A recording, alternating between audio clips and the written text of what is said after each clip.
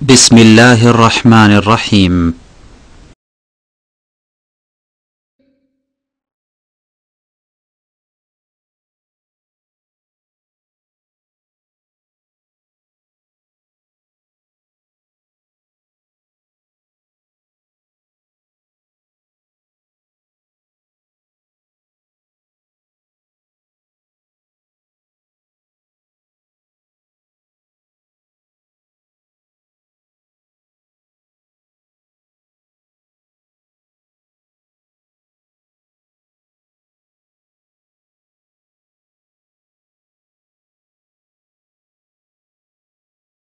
السلام عليكم ورحمة الله وبركاته.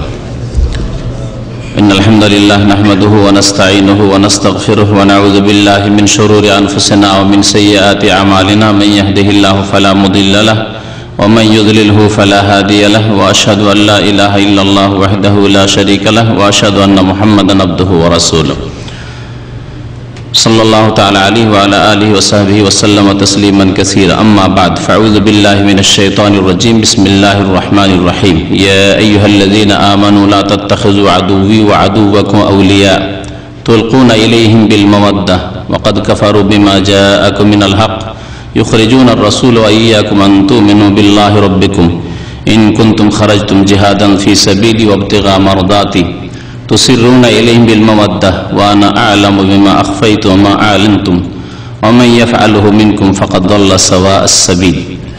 আল্লাহ পাক রব্বুল আলামিনের সমস্ত প্রশংসা, দরুদ ও সালাম নাযিল হোক প্রিয় নবী সাল্লাল্লাহু আলাইহি সাল্লামের উপর। আল্লাহুম্মা সাল্লি আলাইহি আল্লাহুম্মা বারিক আলাইহি। আজকে তাফসীর করব সূরাতুল মুমতাহিনার।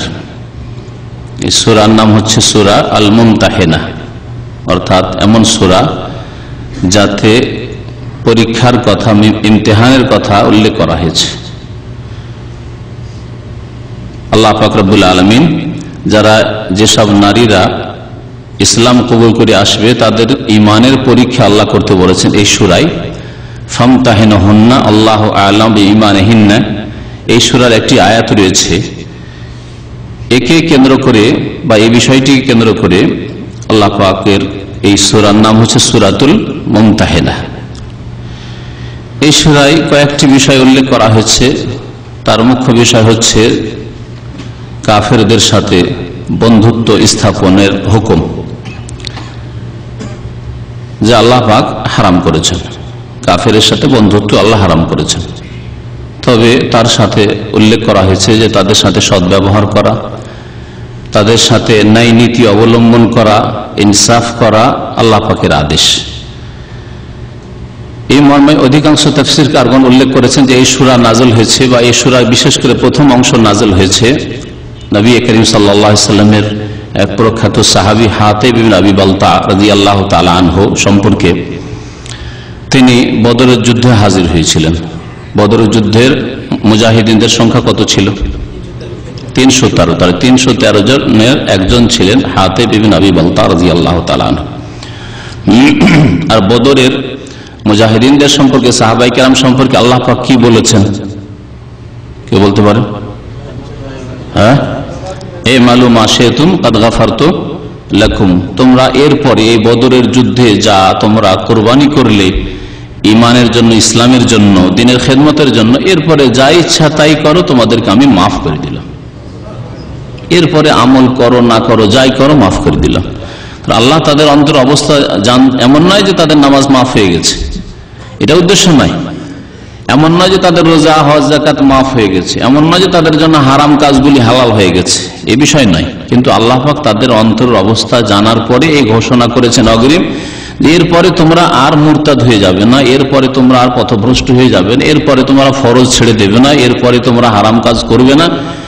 তোমাদের সম্পর্কে আমি সবকিছুই জানি, সুতরাং তোমরা যা করবে করো, তোমাদেরকে আমি অগ্রিম মাফ করার ঘোষণা করে দিলাম।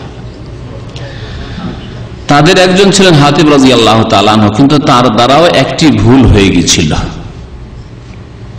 যে ভুলের কারণে আল্লাহ পাক রব্বুল আলামিন এই আয়াতগুলি নাযিল করেছেন প্রথম দিকে। ইয়া আইয়ুহাল্লাযীনা আমানু লা তাত্তাখিযু আদুওয়ি ওয়া আদুওয়াকুম আউলিয়া, হে মুমিনরা তোমরা আমার শত্রু এবং তোমাদের শত্রুকে বন্ধুরূপে গ্রহণ করিও না।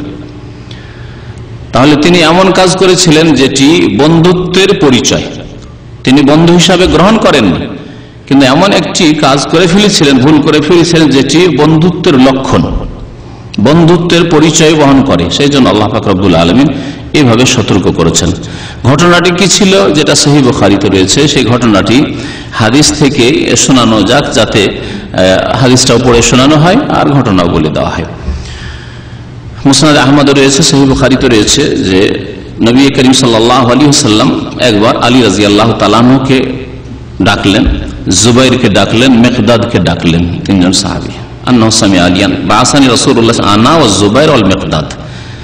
আলী রাদিয়াল্লাহু তাআলা বলছেন, আমাকে এবং জুবাইর ইবনে আওয়ামকে, মিকদাদ ইবনে আসওয়াদকে, এই তিনজনকে ডাকলেন আর বললেন যে ইনতালিকু হাত্তা তাতু রাউযাত খাখ, তোমরা দ্রুত ছুটে যাও রওজায়ে খাখ বলে একটি জায়গা রয়েছে, সেখান পর্যন্ত। ফাইন্না বিহা যাইনা, সেখানে একজন কুমারী বা যুবতী রমণী রয়েছে, মাহা কিতাবুন, তার কাছে একটি চিঠি আছে, সেই চিঠি তার কাছ থেকে উদ্ধার করে নিয়ে আসো। সে চিঠি নিয়ে মদিনা থেকে মক্কা যাচ্ছে, সেই চিঠিটি তার কাছ থেকে উদ্ধার করে নিয়ে আসো। ফাখুযুহু মিনহা, সেই চিঠি তার কাছ থেকে কেড়ে নিয়ে আসো। ফান্তালাকনা, আমরা দ্রুত ছুটলাম। তাআদা বিনা খাইলুনা, কিসে? উটের পিঠে, ঘোড়ার পিঠে, দ্রুত যেতে হবে, ধরে নিয়ে আসতে হবে। উটের পিঠে যাচ্ছে মহিলা, ওকে ধরে আসতে হবে, তাহলে উটের পিঠে গিয়ে হবে না। আমাদের কিনে দৌড় দিল আমাদের ঘোড়া, হাত্তা আতাইনা রাউযা, ওই রাউযা খাখ নামক স্থানে পৌঁছলেন। ফায়জা নাহানু বিজাই, নবী করিম সাল্লাল্লাহু আলাইহি ওয়াসাল্লাম, ওই মহিলা তার বসে নাই ওখানে, ও রাস্তায় চলতে আছে, কিন্তু নবী করিম সাল্লাল্লাহু বলছেন তোমরা যখন রাউজায়ে খাখে পৌঁছবে ওকে পেয়ে যাবে, দৌড় দিয়ে যাও। তা নবী করিম সাল্লাল্লাহু আলাইহি ওয়াসাল্লাম ওহী মারফত কথা বলতেন, ওহী ভিত্তিক।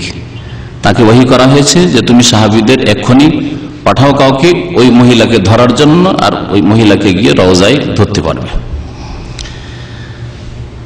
সেই মহিলাকে যখন ধরা হলো, সে বলছে মা মাহি কিতাব, না আমার কাছে কোনো চিঠি নেই, অস্বীকার করল।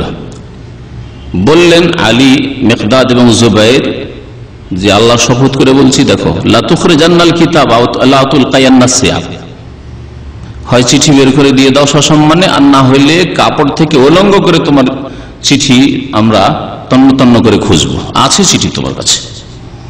কারণ নবী করিম সাল্লাল্লাহু আলাইহি ওয়াসাল্লাম মিথ্যা বলতে পারেন না, তোমার কাছে চিঠি আছে। ভয়ে সেই মহিলা ফাখরাজাতিল কিতাব মিন ইকাসিহা, চিঠি কোথায় আছে? খোপায়, চুলের খোপার মধ্যে চিঠি লুকিয়ে রাখা আছে, বের করে দিল।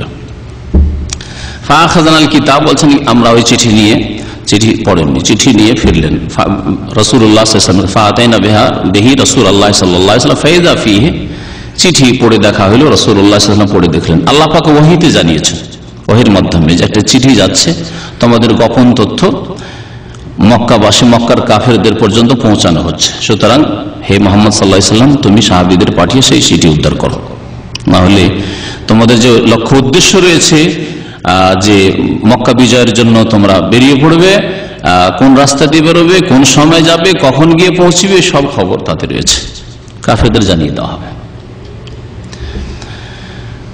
রাসূলুল্লাহ সাল্লাল্লাহু আলাইহি ওয়াসাল্লাম চিঠি পড়ে শোনালেন, দেখলেন ফাইযা ফীহি মিন হাতিব ইবনে আবি বালতা ইলা উনাসি মিনাল মুশরিকিন বিমক্কাহ। আগের জামানে চিঠি লেখার নিয়ম এটাই ছিল, আর এটা হচ্ছে প্রাচীন নিয়ম, অমুকের পক্ষ থেকে অমুকের প্রতি। সুলাইমান আলাইহিস সালাম চিঠি লিখেছেন, কোরআনে কারীমে রয়েছে সূরা নাম ইন্নাহু মিন সুলাইমান ওয়া ইন্নাহু বিসমিল্লাহির রহমানির রহিম। এই চিঠি কার পক্ষ থেকে? সুলাইমান আলাইহিস সালামের পক্ষ থেকে। বিসমিল্লাহির রহমানির রহিম বলে আমি শুরু করছি। আল্লাহ তাআলা আলাইহি ওয়া আতুনি মুসলিমিন, আমার সামনে অহংকার প্রদর্শন করিও না, মুসলিম হয়ে আমার সামনে উপস্থিত হও। বিলকিস রানীকে তিনি চিঠি লিখেছিলেন। রাসূলুল্লাহ সাল্লাল্লাহু আলাইহি ওয়াসাল্লাম যে সব শাসকদেরকে, রাজা বাদশাদেরকে চিঠি লিখেছিলেন, পারস্য দেশের রাজাকে, রোমান রাজাকে, রোম দেশের রাজাকে, তারপরে মিশরের রাজাকে, হাবশার রাজা বাদশাকে, সমস্ত বিভিন্ন দেশের রাজা বাদশাদেরকে চিঠি লিখেছেন নবী করিম সাল্লাল্লাহু আলাইহি ওয়াসাল্লাম। তাতে মিন মুহাম্মাদিন রাসূলিল্লাহ সাল্লাল্লাহু আলাইহি ওয়াসাল্লাম ইলা হিরাকলা আজির রোম, মিন মুহাম্মাদিন রাসূলিল্লাহ সাল্লাল্লাহু আলাইহি ওয়াসাল্লাম ইলা আজিমে ফারিস। এইভাবে রাসূলুল্লাহ সাল্লাল্লাহু আলাইহি ওয়াসাল্লাম চিঠি লিখতেন। তো আগের যুগে চিঠি লেখার নিয়ম এই ছিল। আমাদের দেশে চিঠি লেখাতে এলাহি ভরসা 786 সব বিদাতি তরিকা, বিদাতি তরিকা। এলাহি ভরসা। বিসমিল্লাহ কেন লিখেন না? সুলাইমান আলাইহিস সালামের প্রাচীন সুন্নাত বিসমিল্লাহির রহমানির লিখা, রাসূলুল্লাহ সাল্লাল্লাহু আলাইহি ওয়াসাল্লামের সুন্নাত বিসমিল্লাহির রহমানির লিখা। এলাহি ভরসা আবার কি? মুসলিমের এলাহি ভরসা লিখে। আর না হয় 786 মানে হরে কৃষ্ণ। 786 অক্ষর হচ্ছে হরে কৃষ্ণ। হরে, হা, রা, ইয়া, কাফ, রা, শিন, নুন, আলিফ, এর আবজাদের অক্ষর যদি অঙ্ক বের করেন তাহলে হবে 786 কি অক্ষর হবে? হরে কৃষ্ণ বা 786 হবে। এই অক্ষরগুলির অঙ্ক বের হবে 786। তাহলে 786 বিসমিল্লাহর সংখ্যা নয়, ভুল এটা। বিসমিল্লাহ মনে করে অনেকে 786 লিখে। তারপরে বিসমিল্লাহ যদি হয়, বিসমিল্লাহরই যদি সংখ্যা হয় 9 প্রথম কথা, ধরেও যদি নেন হয়, তাহলে কি 786 লিখা বা বলা যথেষ্ট? তো কেন লিখবেন? আপনি খেতে বসেছেন, বলবেন 786। বিবির কাছে যাচ্ছেন, বিসমিল্লাহ আল্লাহুম্মা জান্নিবনা শাইতান না বললে 786 দিয়ে শুরু। কি বিদাতি আসলে নির্বোধ হয়, কেন 786 লিখবে? নবী করিম সাল্লাল্লাহু আলাইহি ওয়াসাল্লাম, সাহাবায়ে কেরাম, আইম্মায়ে কেরাম, ইমাম আবু হানিফা, শাফি, মালিক, আহমদ কেউ 786 লিখেছেন না বলেছেন? সুতরাং এই বিদাতগুলি আল্লাহর রাস্তায় ছেড়ে দিতে হবে। তো রাসূলুল্লাহ সাল্লাল্লাহু আলাইহি ওয়াসাল্লাম পড়ে শোনাচ্ছেন চিঠি হাতিব বিন বালতা, আবি বালতার পক্ষ থেকে, এলা ওনাসিন আল মুশরিকিন মক্কা, মক্কার বেশ কিছু মুশরিকদের উদ্দেশ্যে। ইউখবিরুহুম বিবাযি আমরি রাসূলিল্লাহ সাল্লাল্লাহু আলাইহি ওয়াসাল্লাম, রাসূলুল্লাহ সাল্লাল্লাহু আলাইহি ওয়াসাল্লামের বিশেষ কোন উদ্দেশ্য সম্পর্কে তাদেরকে এতে সংবাদ পৌঁছানো ছিল, উদ্দেশ্য ছিল। চিঠির বিষয়বস্তু এখানে উল্লেখ করা হয়নি, তাতে ছিল যে রাসূলুল্লাহ সাল্লাল্লাহু আলাইহি ওয়াসাল্লাম মক্কা বিজয়ের উদ্দেশ্য করেছেন, তোমরা বিশ্বাসঘাতকতা করেছো, যে হুদাইবিয়ার সন্ধি ছিল সেই সন্ধিকে তোমরা ভঙ্গ করেছো তোমাদের গাদ্দারির কারণে। সুতরাং এখন মক্কা বিজয়ের জন্য মুহাম্মদ সাল্লাল্লাহু আলাইহি ওয়াসাল্লাম তার সাথী সঙ্গীদেরকে প্রস্তুত করছেন, আর খুব শীঘ্রই তিনি মক্কায় পদার্পণ করবেন। সুতরাং তোমরা সতর্ক সাবধান হয়ে যাও। এই কাজটি কেন করেছিলেন তার ভাষায় শুনেন। যখন তাকে ডাকা হইল, চিঠি পড়ে শোনার, এই চিঠি তুমি পাঠিয়েছো, তখন তিনি যে ওজর পেশ করেছিলেন, এই সাহাবী হাতিব বিন আবি বালতা রাদিয়াল্লাহু তাআলা আনহুর ভাষায় শুনেন তিনি কি বলছেন। ফাকালা রাসূলুল্লাহ সাল্লাল্লাহু আলাইহি ওয়াসাল্লাম, রাসূলুল্লাহ বললেন, ইয়া হাতিব, হে হাতিব, মা হাযা, এটা আবার কি কথা? চিঠি পাঠিয়েছো তুমি মক্কার কাফের মুশরিকদেরকে, অথচ তুমি একজন মুসলিম সাহাবী, তুমি বদরে হাজির হয়েছো। কাল, তিনি বললেন, লা তাজাল আলাইয়া ইয়া রাসূলুল্লাহ, হে আল্লাহ রাসূল সাল্লাল্লাহু আলাইহি ওয়াসাল্লাম, আমার ক্ষেত্রে আপনি তাড়াহুড়া করিয়েন না, একটু আমাকে বলার সুযোগ দেন। কারণ হতে পারে হঠাৎ হুকুম হয়ে যেতে পারে যার গর্দন উড়িয়ে দাও, তাহলে জানতেই পারে কারণ রহস্যটা কি, তিনি কি উদ্দেশ্য করেছেন। ইন্নামাল আমালু বিন্নিয়াত, মানুষের কর্ম নির্ভর করে নিয়তের উপর। একই অপরাধ কিন্তু দুজনের নিয়ত পৃথক পৃথক, তাহলে অপরাধ হইলেও ছোট অপরাধ বড় অপরাধ হবে, তাই না? ইন্নী কুনতু ইমরাআম মুলসাকাম মিন কুরাইশ ওয়া লাম আকুন মিন আনফুসিহিম, তিনি বললেন যে আমি মক্কায় বসবাস করতাম আর আমি কুরাইশদের সাথে ঘনিষ্ঠভাবে জড়িত ছিলাম আর মক্কায় ওদের মাঝে বাস করতাম, কিন্তু তাদের বংশের আমি কোনো ব্যক্তি নই, আমি অন্য বংশের লোক, মক্কায় এসে বসবাস করতাম। আচ্ছা, অন্য লোক যদি কোনো গ্রামে কোনো জায়গায় বাস করে, তাহলে চিন্তা করেন তো কিভাবে বাস করতে আমাদের দেশে। আত্মীয় স্বজন কেউ নেই, বংশধর নেই, বড় বংশের মাঝখানে একা অন্য বংশের কোন লোক, অন্য কোথাও কার লোক এসে বাস করে, তাহলে কিভাবে তাকে বাস করতে হয়? তাদের সাথে মিলে মিশে নরম হয়ে বাস করতে হয়, তাদের সাথে একটু হিতাকাঙ্ক্ষী হইতে হয়, তাদের সহযোগিতায় থাকতে হয়, এসব প্রকাশ করতে হয়, না হলে ওকে টিকতে দেবে না, থাকতে দেবে না, দেবে। কিন্তু বংশের লোক চোর লম্পট হলো আমাদের দেশের মানুষ বাস করতে দেয়। বংশের লোক বদমাশ হলেও, চোর হলেও, ডাকাত হলেও, ডাকাতকে গ্রামে বাস করতে, কারণ আমাদের বংশের লোক। এই অবস্থা নেই কি আমাদের? কিন্তু অপর বংশের লোক হয় যদি ভালো মানুষকে বাস করতে দেয়, ভালো মানুষের উপর জুলুম অত্যাচার করে, কারণ এর সাথে কোনো আত্মীয়তা নেই। এই আশঙ্কায় তিনি হিজরত করে চলে এসেছিলেন, কিন্তু তার ধন সম্পদ মক্কায় থেকে গেছে, জমি জায়গায় ব্যবসা থেকে গেছে, তার পরিবার থেকে গেছে। ভাবলেন যে আমি তো চলে এসেছি, ওরা আসতে পারেনি, যদি ওদের সাথে এই এহসানটা করে দিই যে ওদেরকে একটা গোপন তথ্য দিয়েছি, দিয়ে সহযোগিতা করেছি, তাহলে আমার ছেলে মেয়েদের উপর হস্তক্ষেপ করবে না, আমার ধন সম্পদগুলি লুটপাট করে নেবে না, ওদের একটু খেয়াল রাখবে। আর বাকি আল্লাহ যা ফয়সালা করে তা তো হবে। যদি আল্লাহ পাক নবী সাল্লাল্লাহু আলাইহি ওয়াসাল্লামকে জয়ী করতে চান তো জয়ী তো অবশ্যই হবেন, আমি সংবাদ পাঠাই আর নাই পাঠাই, এই ছিল তার উদ্দেশ্য। তো বলছেন যে আমি তাদের বংশের লোক ছিলাম না, কিন্তু তাদের সাথে মিলেমিশে থাকতাম। ওয়াকানা মান মাআকা মিনাল মুহাজিরিন লাহুম কারাবাত ইয়াহমুনা বিহা আহলিহিম বিমাক্কাহ। আপনার সাথে যে মুহাজিররা রয়েছেন, আবু বকর রয়েছেন, ওমর রয়েছেন, উসমান রয়েছেন, আরো সব মুহাজিররা যারা রয়েছেন, তাদের প্রত্যেকের লাহুম কারাবাত, আত্মীয় স্বজন মক্কায় আছে। কাফের হলেও আত্মীয় স্বজন আছে। ইয়াহমুনা বিহা আহলিহিম, তাদের পরিবার থেকে গেছে, স্ত্রী আছে, ছেলে মেয়েরা আছে, তাদের দেখাশোনা খেয়াল রাখবে তারা মক্কায়।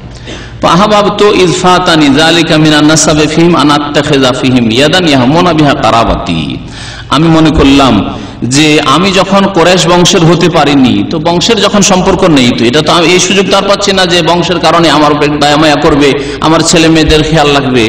তাহলে এমন একটা কাজ আমি করে দিই, তাদের এমন একটা ইহসান করে দিই, যার কারণে আমার যে আত্মীয় স্বজন ছেলে মেয়ে আছে বা নিজের গোত্রের লোকের আছে, তাদের একটু খেয়াল রাখবে, তাদের সাথে সৎ ব্যবহার করবে। ওয়ামা ফাআলতু যালিকা কুফরান ওয়ালা ইরতিদাদান আন দীনি ওয়ালা রিযান বিল কুফরি বাদাল ইসলাম। হে আল্লাহর রাসূল সাল্লাল্লাহু আলাইহি ওয়াসাল্লাম, আমি যে এই চিঠি পাঠিয়েছি আমি কুফরি করে করিনি, যে আমি কাফের হয়ে গেছি বলে কাফেরদের সাহায্য করেছি তাও করিনি।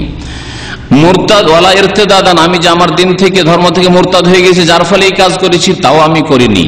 ওয়ালা রিযান বিল কুফর, আর না কুফরির উপর আমি সন্তুষ্ট, যে কাফেররা কুরাইশরা মক্কায় যা করছে তার উপর সন্তুষ্ট, সেই জন্য আমি এই কাজ করেছি, ইসলাম গ্রহণের পরে তাও করিনি।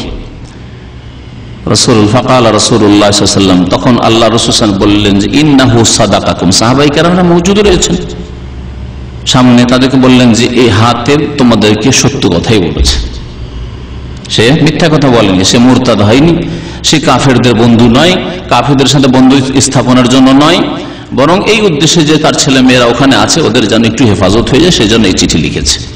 সেই সময় ওমর রাদিয়াল্লাহু তাআলা আনহু কি না বলতে পারেন, তাই না? ফাকাল ওমর, ওমর বলছেন দানি আযরিবু উনকা হাযাল মুনাফিক। হে আল্লাহ রাসূল সাল্লাল্লাহু আলাইহি ওয়াসাল্লাম, আমাকে শুধু অনুমতি দেন, দানি মানে আমাকে ছেড়ে দেন, বলেন আমাদের সামনে ছাড়েন তো আমি দেখছি, দানি আমাকে অনুমতি দেন, ছেড়ে দেন, আযরিবু উনকা হাযাল মুনাফিক, এই মুনাফিকের গর্দন আমি উড়িয়ে দিই, দ্বিখণ্ড করে দিয়ে। ফাকাল রাসূলুল্লাহ সাল্লাল্লাহু আলাইহি ওয়াসাল্লাম, তখন আল্লাহ রাসূল সাল্লাল্লাহু আলাইহি ওয়াসাল্লাম বললেন ইন্নাহু কাদ শাহিদা বদরা, এই ব্যক্তি বদরের যুদ্ধে হাজির হয়েছে, শরীক হয়েছে। ওমা ইউদরিকা, হে ওমর তুমি কি বা জানো, লাআল্লাহ ইত্তালা আলা আহলি বদরিন, যে আল্লাহ পাক বদরে যারা অংশগ্রহণ করেছিল, বদরের মুজাহিদিন, তাদের অন্তর সম্পর্কে জেনে নিয়েছেন যে তারা কখনো মুরতাদ হবে না, তারা ইসলাম বিরোধী হবে না, ইসলামের শত্রু হবে না, তারা এত নেক আমল করেছে যে জান্নাতি তারা, তাই তাদেরকে বলেছেন ফাকালা, তাই বল এই মালুম আসে তোমরা যা ইচ্ছা তাই করো, ফাকাদ গাফারতু লাকুম, তোমাদেরকে আমি মাফ করে দিলাম।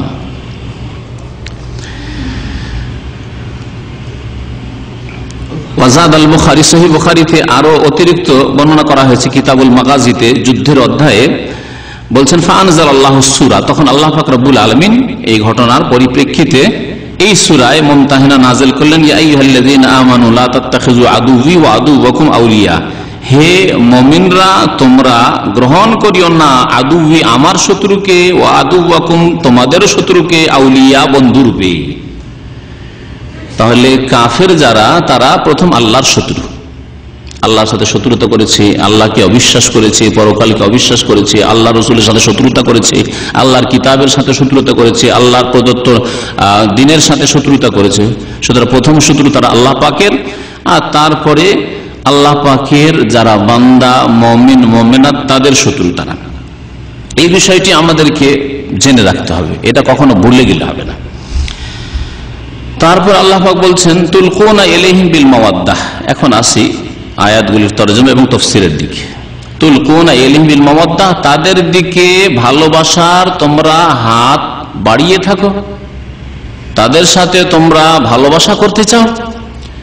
ওয়াকাদ কাফারু বিমা জাআকুম মিনাল হক, অথচ তারা তোমাদের কাছে যে সত্য আগমন করেছে তাকে অস্বীকার করেছে, তার সাথে কুফরি করেছে। আল কোরআন এসেছে হক, তা অস্বীকার করেছে। রাসূল এসেছেন, তাকে অস্বীকার করেছে তারা। দিন এসেছে, দিনকে অস্বীকার করেছে। ইউখরিজুন আর রাসূল, শুধু তাই নয়, ইউখরিজুন আর রাসূল, রাসূলকে তারা মক্কা থেকে বের করেছে, বিতাড়িত করেছে। ওয়া ইয়াকুম, এবং তোমাদেরকেও মক্কা থেকে বিতাড়িত করেছে। কি জন্য বিতাড়িত করেছে, বের করেছে? আনতুমিনু বিল্লাহি রাব্বিকুম, যে তোমরা ঈমান নিয়ে এসেছো আল্লাহর উপর, যিনি তোমাদের রব। আর কি অপরাধ? আর কি রাসূলুল্লাহ সাল্লাল্লাহু আলাইহি ওয়াসাল্লামের অপরাধ ছিল? আবু বকর, ওমর, ওসমানের অপরাধ ছিল? সাহাবায়ে কেরাম, মুহাজিরিনদের অপরাধ ছিল যে আল্লাহর প্রতি ঈমান নিয়ে এসেছেন, রবের প্রতি ঈমান নিয়ে এসেছেন, সেজন্য মক্কায় থাকার তোমাদের স্থান নেই। ইন কুনতুম খারাজতুম জিহাদান ফি সাবিলি, আল্লাহ পাক বলছেন যে তোমরা যদি আল্লাহর রাস্তায়, আমার রাস্তায়, ইন কুনতুম খারাজতুম জিহাদান ফি সাবিলি, আমার রাস্তায় জিহাদে বেরিয়ে থাকো,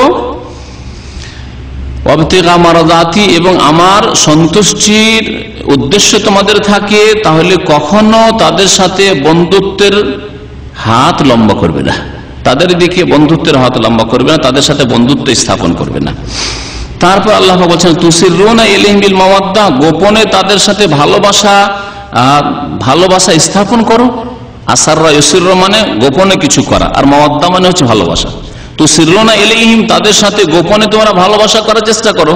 এই যে গোপনে চিঠি পাঠানো হয়েছে, এটা হচ্ছে গোপনে ভালোবাসা স্থাপন করার প্রচেষ্টা। আল্লাহ বলছেন এটা করতে চাও। ওয়া আনা আ'লামু বিমা আখফাইতুম, আর ভাবছো যে মুহাম্মদ সাল্লাল্লাহু আলাইহি ওয়াসাল্লাম জানতে পারবেন না, তার সাহাবীরা জানতে পারবেন না, ভিতরে ভিতরে আমি একটা চিঠি পাঠিয়ে দেবো, আর আমার একটা কাজ হয়ে যাবে, দুনিয়ার স্বার্থ হাসিল হয়ে যাবে, আমার ছেলে মেয়েরা ওখানে আছে, দ্বন্দ্বলত আছে, ওগুলোর মক্কার কাফের করে এসে দেখাশোনা করবে বা ওগুলোর হস্তক্ষেপ করবে না, এই ভাবো। ওয়া আনা আ'লামু, অথচ আমি জানি, বিমা আখফাইতুম, যা কিছু তোমরা লুকিয়ে রাখো, মা আলামতুম, যা কিছুই প্রকাশ করো, ওমা ইয়াফআলহু মিনকুম, তোমাদের মধ্যে যারাই এই কাজ করবে, মানে কাফেরের সাথে বন্ধুত্ব স্থাপনের চেষ্টা করবে, ফাকাদ দাল্লা সাওয়াআস সাবিল, তারা সঠিক রাস্তা থেকে, সোজা রাস্তা থেকে পথভ্রষ্ট হয়ে যাবে, গোমরাহ হয়ে যাবে। ইয়াসকাফুকুম, আরো আল্লাহ পাক বলছেন যে কাফেরদের সম্পর্কে তোমাদের জানা নেই, তারা যদি সুযোগ পেয়ে যায়, ইয়াসকাফুকুম মানে তারা যদি সুযোগ পেয়ে যায়, বা তারা যদি তোমাদের জব্দ করে দিতে পারে, জব্দ করার সুযোগ পেয়ে যায়, যেখানে এইরকম সুযোগ পায়, ইয়াকুনু লাকুম আ'দা, তোমাদের শত্রু হয়ে পড়বে। আল্লাহ যিনি মানুষকে সৃষ্টি করেছেন, মানুষের স্বভাব ভালো করে জানেন, তাই না? মুমিন মুসলিমেরও স্বভাব ভালো করে জানেন, সৎ লোকেরও স্বভাব ভালো করে আল্লাহ পাক জানেন, আর অসৎ লোকেরও স্বভাব ভালো জানেন, আর কাফের অস্বীকারীরও স্বভাব ভালো করে জানেন, মুশরিকেরও স্বভাব আল্লাহ পাক ভালো করে জানেন। তাই আল্লাহ পাক বলছেন ইয়াসকাফুকুম, তারা যদি তোমাদের সুযোগ পেয়ে যায়, ইয়াকুনু লাকুম আ'দা, তোমাদের শত্রু হয়ে পড়বে তারা।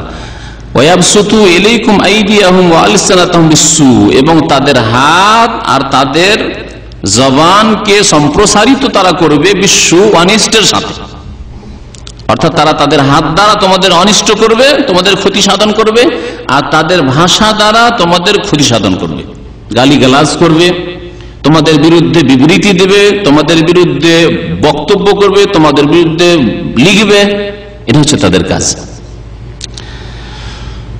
ওয়াওয়াদ্দু, শুধু তাই নয়, শেষ উদ্দেশ্য হচ্ছে ওয়াওয়াদ্দু লাউ তাকফুরুন, তারা পছন্দ করে যে তোমরা কাফের হয়ে যাও তাদের মতো। ফাতাকুনুনা সাওয়া, অন্য আয়াত আল্লাহ বলেছেন যে তাদের সমান হয়ে যাও, ওরা চায় তোমাদেরকে যে তোমরা তাদের সমান হয়ে যাও, তাদের মতো হয়ে যাও।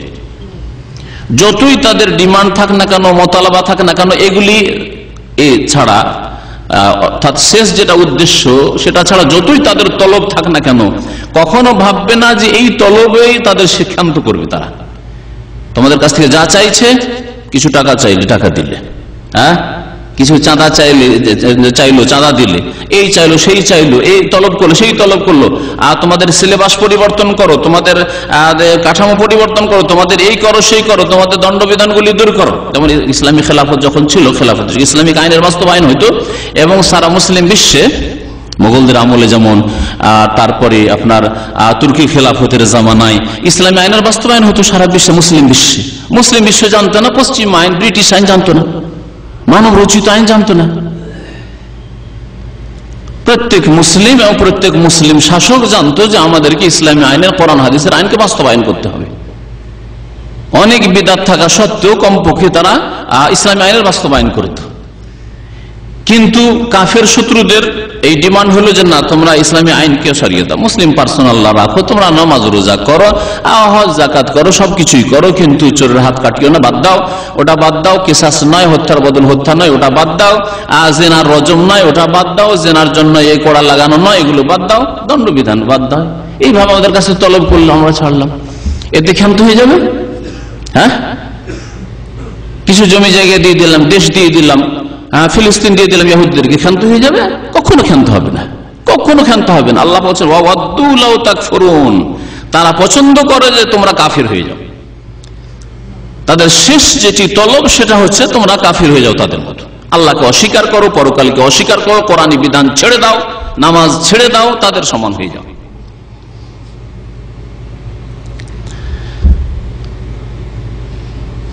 তারপরে আল্লাহ পাক রব্বুল আলামিন ইরশাদ করেছেন লান তানফাকুম আরহামুকুম ওয়ালা আওলাদুকুম ইয়াওমাল কিয়ামাতি ইয়াফসুলু বাইনাকুম আল্লাহু বিমা তা'মালুনা বাসীর। তোমরা যদি আত্মীয়তার কারণে কোনো কাফেরের সাথে বন্ধুত্ব স্থাপন করো, সদ্ব্যবহার আলাদা, আগে বলেছি, কিন্তু আর আগে আরো পরে আয়াত আসছে যে সদ্ব্যবহার করবেন আপনি কাফেরের সাথে, যে আল্লাহকে অস্বীকার করে তার সাথে, এবং ন্যায় প্রতিষ্ঠা করবেন, ন্যায় বিচার করবেন। দুইজনে মারামারি করছে, একজন মুসলিম একজন কাফের, সেই ক্ষেত্রে আপনি পক্ষ নিতে পারেন না, সেখানে ন্যায় নীতি অবলম্বন করতে হবে, ন্যায় বিচার প্রতিষ্ঠা করতে হবে, সৎ ব্যবহার করতে হবে। মাতা পিতা কাফের, সৎ ব্যবহার করতে হবে। আত্মীয় স্বজন কাফের, তাদের সাথে সদাচরণ করতে হবে। কিন্তু বন্ধুত্ব না, বন্ধুত্ব হারাম। বন্ধুত্বের সম্পর্ক হচ্ছে অন্তরের সাথে, বন্ধুত্বের সম্পর্ক হচ্ছে অন্তরের সাথে। আর এর বেশ কিছু বহিঃপ্রকাশ আছে যেগুলি থেকে মুক্ত থাকতে হবে। বন্ধুত্বের বহিঃপ্রকাশ যেন না ঘটে। অন্তরে যদি বন্ধুত্ব থাকে তাহলে অঙ্গ প্রত্যঙ্গে, কথাবার্তায়, চলা ফেরায়, আচার আচরণে বন্ধুত্বের বহিঃপ্রকাশ ঘটবে, সেটা যেন না হয়। আল্লাহ পাক বলছেন যে তোমরা হয়তো এই উদ্দেশ্য করছো যে এই কাফের আত্মীয়রা তোমাদের কাজে আসবে, অথবা আত্মীয় নয়, সুতরাং এদের সাথে যদি সদাচরণ একটু করে দিই তো এরা কাজে আসবে না। কোনো কাজে আসবে না। এটা কতদিন তোমার কাজে আসে, দুনিয়ায় কতদিন থাকবে, কিয়ামতের দিনে তোমাদের এই আত্মীয়তা কাজে আসবে না। কিয়ামতের দিনে এই দুনিয়ার অবৈধ সম্পর্ক, অবৈধ বন্ধুত্ব, হারাম বন্ধুত্ব কোনো কাজে আসবে না।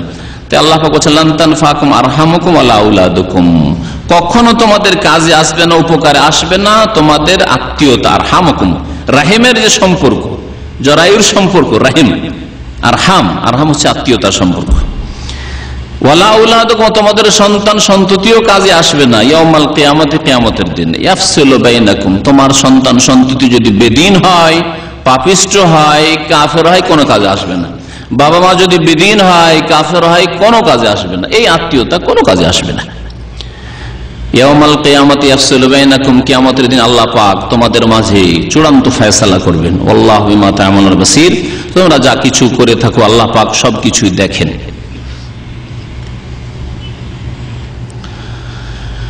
তারপরে আল্লাহ পাক রব্বুল আলামিন মুমিনদেরকে উৎসাহিত করছেন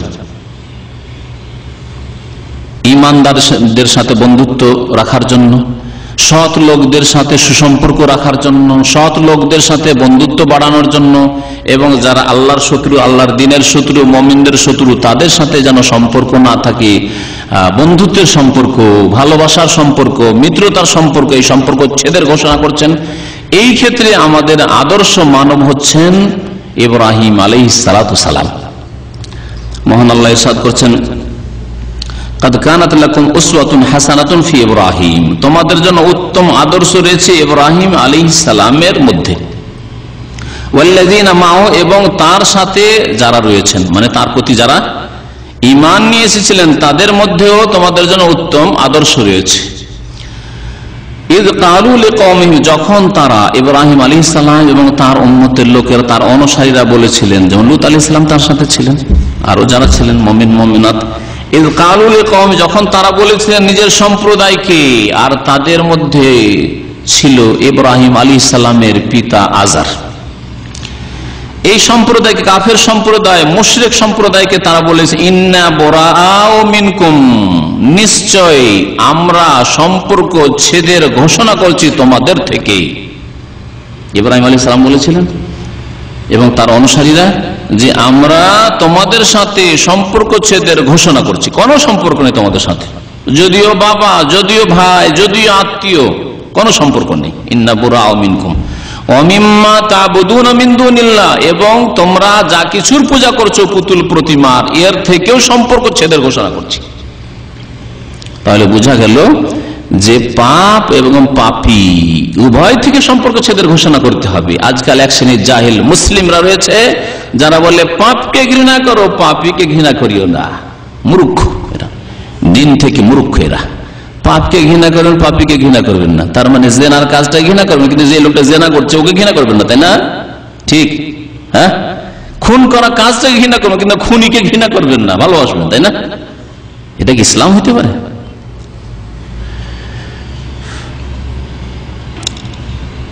ইব্রাহিম আলাইহিস সালাম এবং তার অনুসারীরা ঘোষণা করেছিলেন যে তোমাদের সাথে পাপী মুশরিক, তোমাদের সাথে সম্পর্ক নেই, আর তোমরা যে শিরক করছো এর সাথে আমাদের সম্পর্ক নেই। তাহলে পাপকেও ঘৃণা করেছেন, পাপের সাথেও সম্পর্ক ছেদের ঘোষণা করেছেন, আর পাপীদের সাথেও সম্পর্ক ছেদের ঘোষণা করেছেন। ইয ক্বালু লিকাওমিহিম ইন্না বরাআউ মিনকুম মিম্মা তা'বুদুনা মিন দুনিল্লাহ কাফারনা বিকুম, আরো বলেছেন ইব্রাহিম আলাইহিস সালাম এবং তার অনুসারীরা তোমাদেরকে প্রত্যাখ্যান করছি, অস্বীকার করছি, তোমাদেরকে মানি না তোমাদের কথা। তোমরা বলে চলো আমাদের প্রতিমা পুতুলের কাছে একদিন চলো, সেগুলিকে তোমরা সিজদা করো, তোমাদের সাথে আমরাও আছি। না, কাফারনা বিকুম, তোমাদেরকে প্রত্যাখ্যান করছি। ওয়া বাদা বাইনানা ওয়া বাইনাকুমুল আদাওয়াতু ওয়াল বাগদাউ আবাদা, এবং আমাদের মাঝে আর তোমাদের মাঝে শত্রুতার বিদ্বেষ প্রকাশ পেয়েছে। বাদা ইয়াবদু মানে প্রকাশ পাওয়া, আর বাদা যদি হামজা দিয়ে হইতো বাদা ইয়াবদাউ তাহলে তার মানে হয়তো আরম্ভ হয়েছে, শুরু হয়েছে। এখানে আল্লাহ পাক বাদা বলেছেন, বাদা ইয়াবদু প্রকাশ পেয়েছে আমাদের মাঝে এবং তোমাদের মাঝে শত্রুতা এবং বিদ্বেষ। আদাওয়া আর বাগদা, শত্রুতা আর বিদ্বেষে কোনো পার্থক্য আছে? বাংলা ভাষায় হয়তো বলবেন যে পার্থক্য নাই, কিন্তু আসলে পার্থক্য আছে।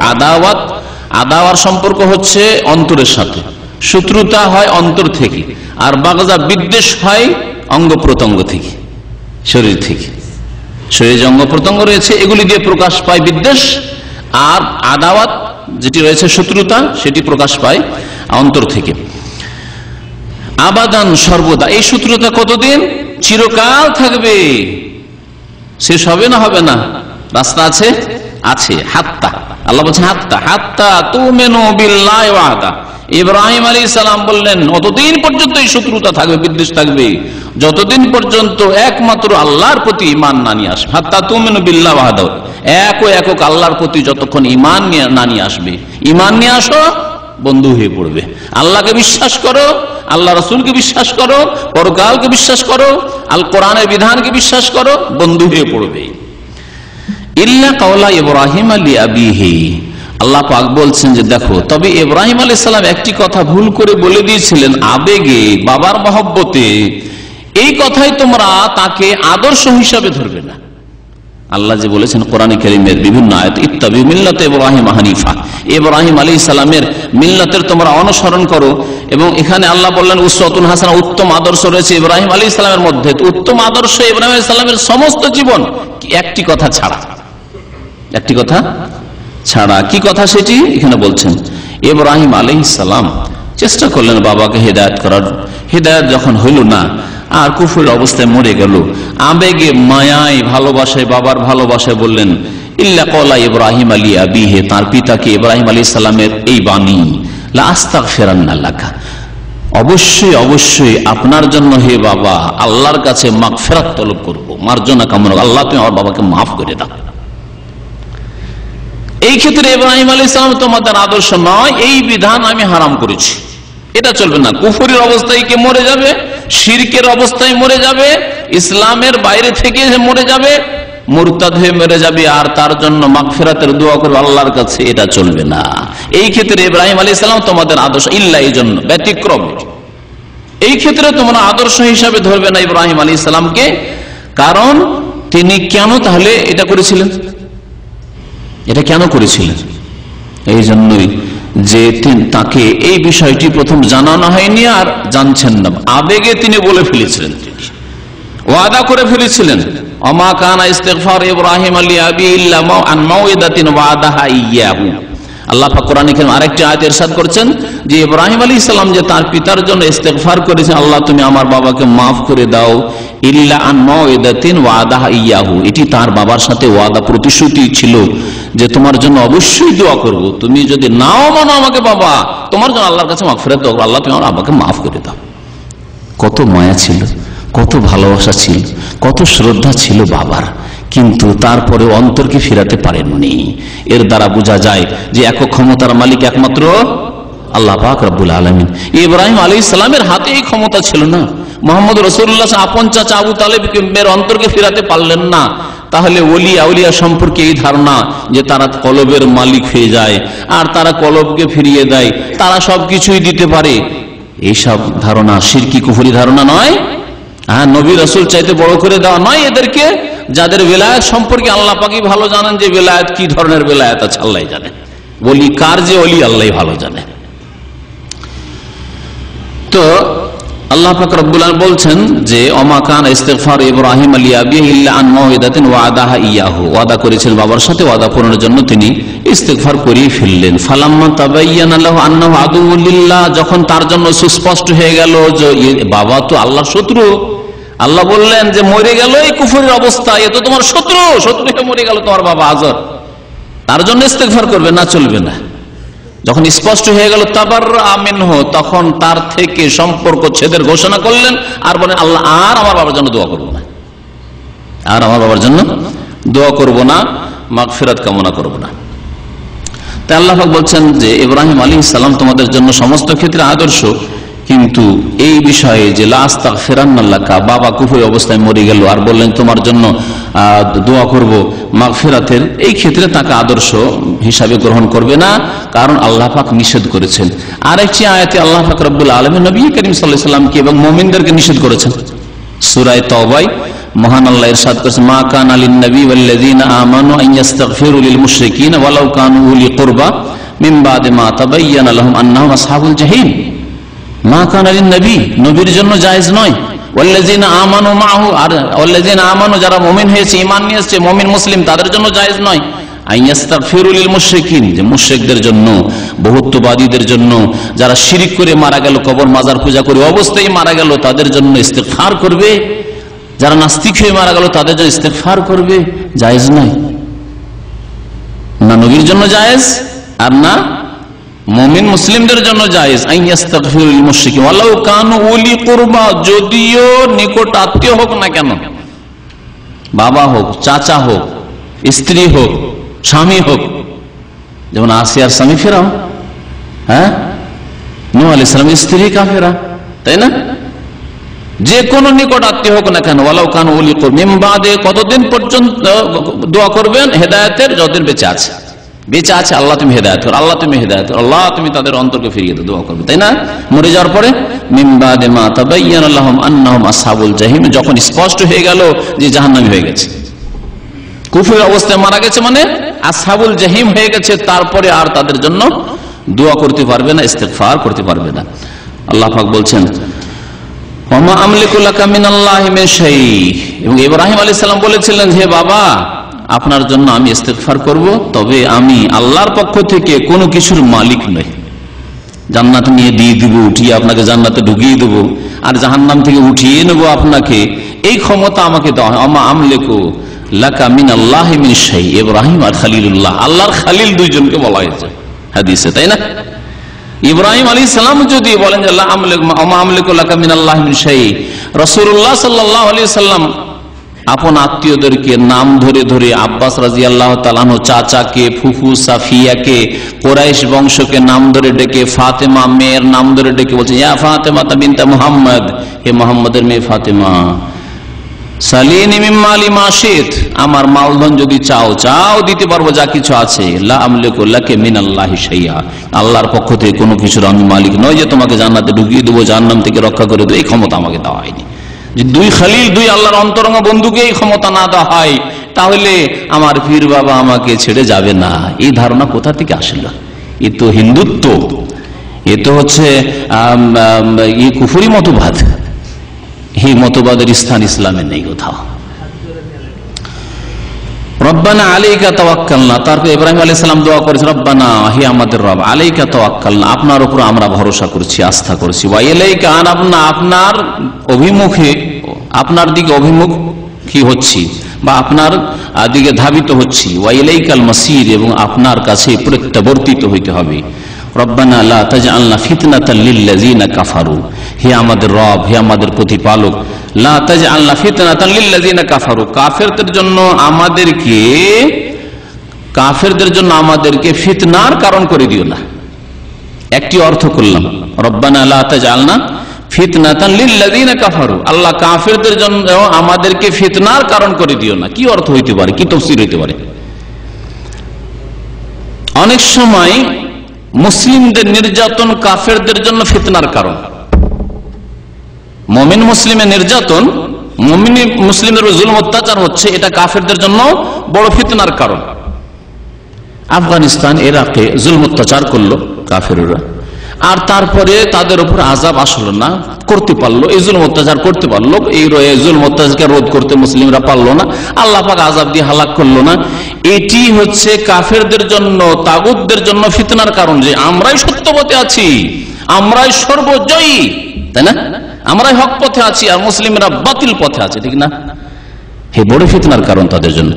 কিন্তু এসে যদি ভালো করে শিক্ষা পেয়ে যেত, বদরে যেমন শিক্ষা পেয়েছিল কাফেররা, যেমন শিক্ষা পেয়েছিল মক্কা বিজয়ে, তেমন যদি শিক্ষা পেয়ে যেত, যেমন শিক্ষা পেয়েছিল হুনাইনের যুদ্ধে, তেমন যদি শিক্ষা পেয়ে যেত, তাহলে এটি ফিতনার কারণ হইতো না। তাহলে বুঝতে পারতো যে আমরা বারবার হেরে যাচ্ছি, মার খাচ্ছি, ধাক্কা খাচ্ছি মুসলিমদের কাছে, তার মানে আমাদেরকে চিন্তা করে দেখতে হবে হয়তো ভুল পথে আমরা আছি। আল্লাহ পাকের কাছে তাই ইব্রাহিম আলাইহিস সালাম দোয়া করেন, আল্লাহ কাফেরদের এত শক্তিশালী করে দিও না, এত জয়ী করে দিও না যে সব জায়গায় জয় হচ্ছে, আর যার ফলে ওরা ফিতনায় পড়ে যাচ্ছে যে আমরা হক পথে আছি আর মুসলিম মুমিনরা হক পন্থীরা বাতিল পথে আছে।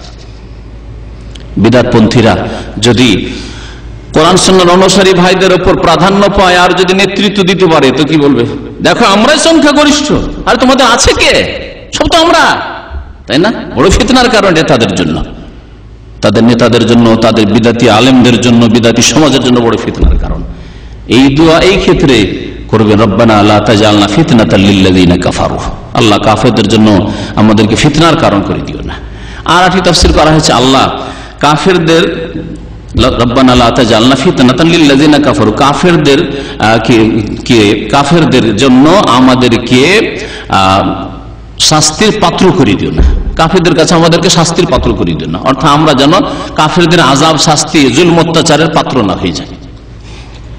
ইগফির লানা, আল্লাহ আমাদেরকে মাফ করে দাও। রব্বানা, হে আমাদের রব, ইন্নাকা আনতাল আজিজুল হাকিম, নিশ্চয় তুমি পরাক্রান্ত, আল হাকিম, আর তুমি প্রজ্ঞাময় বা হিকমতের মালিক তুমি। আল্লাহ পাক রব্বুল যা কিছু করেন, যা কিছু বলেন, তাতে হিকমত রয়েছে। আল্লাহ পাক যা কিছু দ্বীনে শরীয়তে নাযিল করেছেন, তাতে হিকমত রয়েছে। আকীদার বিষয় হোক, ইবাদতের বিষয় হোক, আখলাক চরিত্রের বিষয় হোক, আল্লাহ পাকের বিধি বিধানে হিকমত রয়েছে। আর আল্লাহ পাক রব্বুল আলামিনের পৃথিবীতে যে ইরাদা কাউনি, আল্লাহ পাকের ইচ্ছায় বাস্তবায়ন হচ্ছে, যা কিছু হচ্ছে, তাতে হিকমত রয়েছে। যদি কোথাও সৎ মুসলিম মার খায়, নেক মুসলিম মার খায়, তাতে হিকমত রয়েছে। নবী করিম সাল্লাল্লাহু আলাইহি ওয়াসাল্লাম সাহাবায়ে ওহদে ক্ষতিগ্রস্ত হলেন, তাতে হিকমত রয়েছে। হুনাইনের যুদ্ধের প্রথমখানে সাহাবায়ে কেরামরা যখন তীরের বর্ষণ শুরু হলো কাফেরদের পক্ষ থেকে, তখন পলাতক অবস্থা, তাতে হিকমত আল্লাহ পাকের রয়েছে।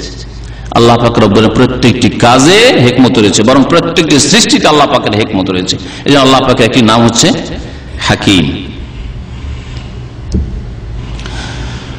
আল্লাহ পাক রব্বুল আবার পুনরায় ইব্রাহিম আলাইহিস সালামের কথা উল্লেখ করছেন আর বলছেন, ইব্রাহিম আলাইহিস সালাম এবং তার অনুসারীদের মধ্যে তোমাদের জন্য আদর্শ রয়েছে, যাতে করে তাকিদ করা হয় যে তোমরা ইব্রাহিম আলাইহিস সালামের তরিকা অবলম্বন করো। ইব্রাহিম আলাইহিস সালাম যেমন ভাবে একা গোটা ইরাকের মধ্যে একাই 70 দিন প্রতিষ্ঠা করেছেন, তেমন তুমি তোমার গ্রামে যাবে, তোমার দেশে যাবে, তোমার এলাকায় যাবে, তোমার ডিস্ট্রিক্টে যাবে, একাই থাকবে, তোমার সত্য দিন, যা সত্য বুঝেছো, সত্য বলে বিশ্বাস করেছো, তা প্রতিষ্ঠা করো। আল্লাহ পাক বলেছেন, লাকাদ কানা লাকুম ফীহিম উসওয়াতুন হাসানাহ, নিশ্চয় তোমাদের জন্য হে মুমিন মুমিনা, তোমাদের জন্য তাদের মধ্যে মানে ইব্রাহিম আলাইহিস সালাম এবং তার অনুসারীদের মধ্যে উত্তম আদর্শ রয়েছে। কিন্তু এই উত্তম আদর্শ মজবুত করে ধারণ করার জন্য ঈমান মজবুত লাগবে। তাই আল্লাহ পাক বলেছেন, লিমান কানা ইয়ারজুল্লাহ ওয়াল ইয়াউমাল আখির, যারা আল্লাহর সাথে সাক্ষাতের আশাবাদী, আল্লাহর সাথে মোলাকাত হবে। আল্লাহ পাক রব্বুল আলামিন আমাদের জন্য জান্নাত রেখেছেন। যদি আমরা ঈমানের উপর, সৎ আমলের উপর থাকি, আমরা যদি দ্বীনের উপর অটল থাকি, সত্যের উপর অটল থাকি, যদি আমরা বাতাস আর ঝড়ে আমরা বিভ্রান্ত না হয়ে যাই, বাতিলের যখন বাতাস আর ঝড় তুফান হবে, এতে যেন গুমরাহ না হয়ে যায়, আমাদের পদস্খলন না ঘটে, তাহলে তোমাদের জন্য আদর্শ রয়েছে। তাহলে এই আদর্শ সকলে গ্রহণ করতে পারবে না। গ্রহণ করতে পারবে কে? যারা আল্লাহ বিশ্বাসী, ওয়াল ইয়াউমিল আখির, পরকালে বিশ্বাসী, পরকালের আশাবাদী। ওয়ামাইয়াতাওয়াল্লা ফাইন্নাল্লাহাল গানিউল হামিদ, পক্ষান্তরে যেই ব্যক্তি আল্লাহর শত্রুদের সাথে বন্ধুত্ব স্থাপন করবে, জেনে রাখুক তারা যে নিশ্চয় আল্লাহ পাক রব্বুল আলামিন আল গানি, অমুখাপেক্ষী, কারো মুখাপেক্ষী নন, আল হামিদ এবং প্রশংসিত।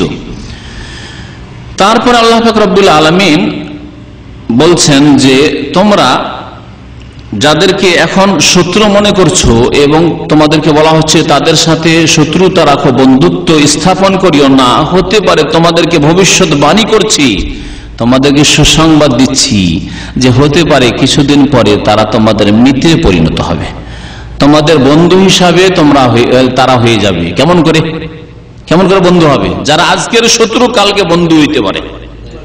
হ্যাঁ, হেদায়েত হওয়ার মাধ্যমে, ঈমান ইসলাম গ্রহণ করার মাধ্যমে। আল্লাহ পাক রব্বুল আলামিন নবী করিম সাল্লাল্লাহু আলাইহি ওয়াসাল্লামকে জানাচ্ছেন এটা মদিনার প্রথম যুগে, আর শেষে দেখা যাচ্ছে বহু লোক মক্কা বিজয়ের পরে যারা শত্রু ছিল ইসলাম গ্রহণ করছে। হ্যাঁ, যারা সারা জীবন শত্রুতা করে এসছে, দীর্ঘ 13 বছর নবী সাল্লাল্লাহু আলাইহি ওয়াসাল্লামের সাথে শত্রুতা করে এসছে মক্কায়, তারপর এখানে মক্কা বিজয়ের আগে 8 বছর, 13 আর 8 কত হয়ে যায়? হ্যাঁ, 21। এতদিন ধরে শত্রুতা করে এসছে, মক্কা বিজয়ের সাথে সাথে ইয়াদখুলুনা ফি দীনিল্লাহি আফওয়াজা। হ্যাঁ, সূরা নাসর পড়েছেন না? ইযা জা নাসরুল্লাহ, যখন আল্লাহর সাহায্য নেমে আসবে, ওয়াল ফাতহ, বিজয় নেমে আসবে, ওয়া রাআইতান নাস, আর মানুষকে দেখবে, কাফেরদের দেখবে, ইয়াদখুলুনা ফি দীনিল্লাহ, আল্লাহর দ্বীনে তারা দীক্ষিত হবে, প্রবেশ করবে, আফওয়াজা, দলে দলে, একজন দুজন নয়, শত শত একসাথে, গোটা বাড়ি, গোটা দেশ, গোটা মক্কা, যেখানে খবর পৌঁছবে ইসলামে সব ইসলাম গ্রহণ করবে। ইয়াদখুলুনা ফি দীনিল্লাহি আফওয়াজা। আর যারা শত্রু ছিল তারা বন্ধুতে পরিণত হবে। তো আল্লাহ পাক রব্বুল আলামিন এখানেও সুসংবাদ দিচ্ছেন এবং ভবিষ্যৎবাণী বলছেন, আসাল্লাহ, হতে পারে। আসা মানে সন্নিকটে, হতে পারে কি? আল্লাহ হাসাল্লাহ আইয়াজালা বাইনাকুম বাইনাল্লাযিনা আদাইতুম মিনহুম মাওয়াদ্দা, যে আল্লাহ পাক স্থাপন করে দেবেন তোমাদের মাঝে, বাইনাকুম বাইনাল্লাযিনা আদাইতুম, যাদের সাথে তোমরা শত্রুতা করেছো, শত্রুতার আদেশ করা হয়েছে, তাদের মাঝে, মিনহুম, তাদের মধ্য থেকে, মাওয়াদ্দাহ, কি করে দেবেন? ভালোবাসা সৃষ্টি করে দেবেন, ভালোবাসা স্থাপন করে দেবেন। ওয়াল্লাহু কাদির, এবং আল্লাহ সর্বশক্তিমান, সবকিছু করতে পারেন। আল্লাহ পাক অন্তরের মালিক, আল্লাহ মুকাল্লিবাল কুলুব, অন্তরকে পরিবর্তনকারী। ওয়াল্লাহু গফুরুর রহিম, এবং আল্লাহ মার্জনাকারী, আল্লাহ দয়াবান। আল্লাহর যখন দয়া হবে, সে বাতিলপন্থীগুলি হেদায়েত হয়ে যাবে। আজকে দেখেন একটা বিদাতি শিরকি সমাজে যান, যেখানে গিয়ে দেখেন প্রথম যুগে চরম শত্রুতা করেছে, আর সেই শত্রুগুলি আপনার এমন মিত্র হয়েছে, এমন ভালোবাসে আপনাকে, যে নিজের জান প্রাণ চাইতে আপনাকে ভালোবাসে। এখন হয় নাকি? বাস্তব। এখানে বহু লোক ছিল যারা হেদায়েত হওয়ার পরে, আমাদের এক ভাইয়ের কথা আরো বেশি মনে পড়ছে, নাম ধরে বলছি না, বলছে যে 91-এ থাকতাম, আর আপনার কত যে বদনাম করেছি, আর কত যে আপনার বিরুদ্ধে বলেছি, আল্লাহ পাক ভালো জানে, কথা যে বলেছি। আল্লাহ পাক এমন হেদায়েত করেছে যে ঢাকাতে এখন মিরপুরে দায়ী, নিজে বলে গেছে। এরকম বহু লোক আছে যারা গাল দিয়েছে, যারা দুর্নাম করেছে, যারা কটূক্তি করেছে, যারা অনেক কিছুই করেছে, কিন্তু আলহামদুলিল্লাহ আল্লাহ পাক তাদেরকে হিদায়াত করেছে। তাদের মধ্যে অনেক লোক আল্লাহ পাক রব্বুল, ওই রকমই যেমন খালিদ বিন ওয়ালিদ, আবু সুফিয়ান, এইরকম বড় বড় যারা মক্কার কাফেররা ছিল, যারা বিলম্বে হিদায়াত হয়েছে, শেষ দিকে হেদায়েত হয়েছে বা মক্কা বিজয়ের পরে অনেকে হেদায়েত হয়েছে, তাদের সম্পর্কে আল্লাহ বলছেন যে হতে পারে যাদের সাথে এখন কাফের অবস্থায় বন্ধুত্ব স্থাপনের চেষ্টা করছে, বন্ধুত্ব স্থাপনের দরকার নাই, আল্লাহর হুকুম মেনে চলো, হতে পারে আল্লাহ তোমাদের মাঝে এবং তাদের মাঝে ভালোবাসা স্থাপন করে দেবেন। আল্লাহ কাদির, আল্লাহ সর্বশক্তিমান। এই জন্য দোয়া করেন। নবী করিম সাল্লাল্লাহু আলাইহি সাল্লাম যখন তায়েফ থেকে ফিরে গেলেন মজলুম হয়ে, নির্যাতিত হয়ে আর রক্তে রক্তিত হয়ে, তখন পাহাড়ের ফেরেশতা, পাহাড়ের উপর নিযুক্ত ফেরেশতা, দায়িত্বশীল ফেরেশতা জিবরাইল আলাইহিস সালাম একসাথে আসলেন।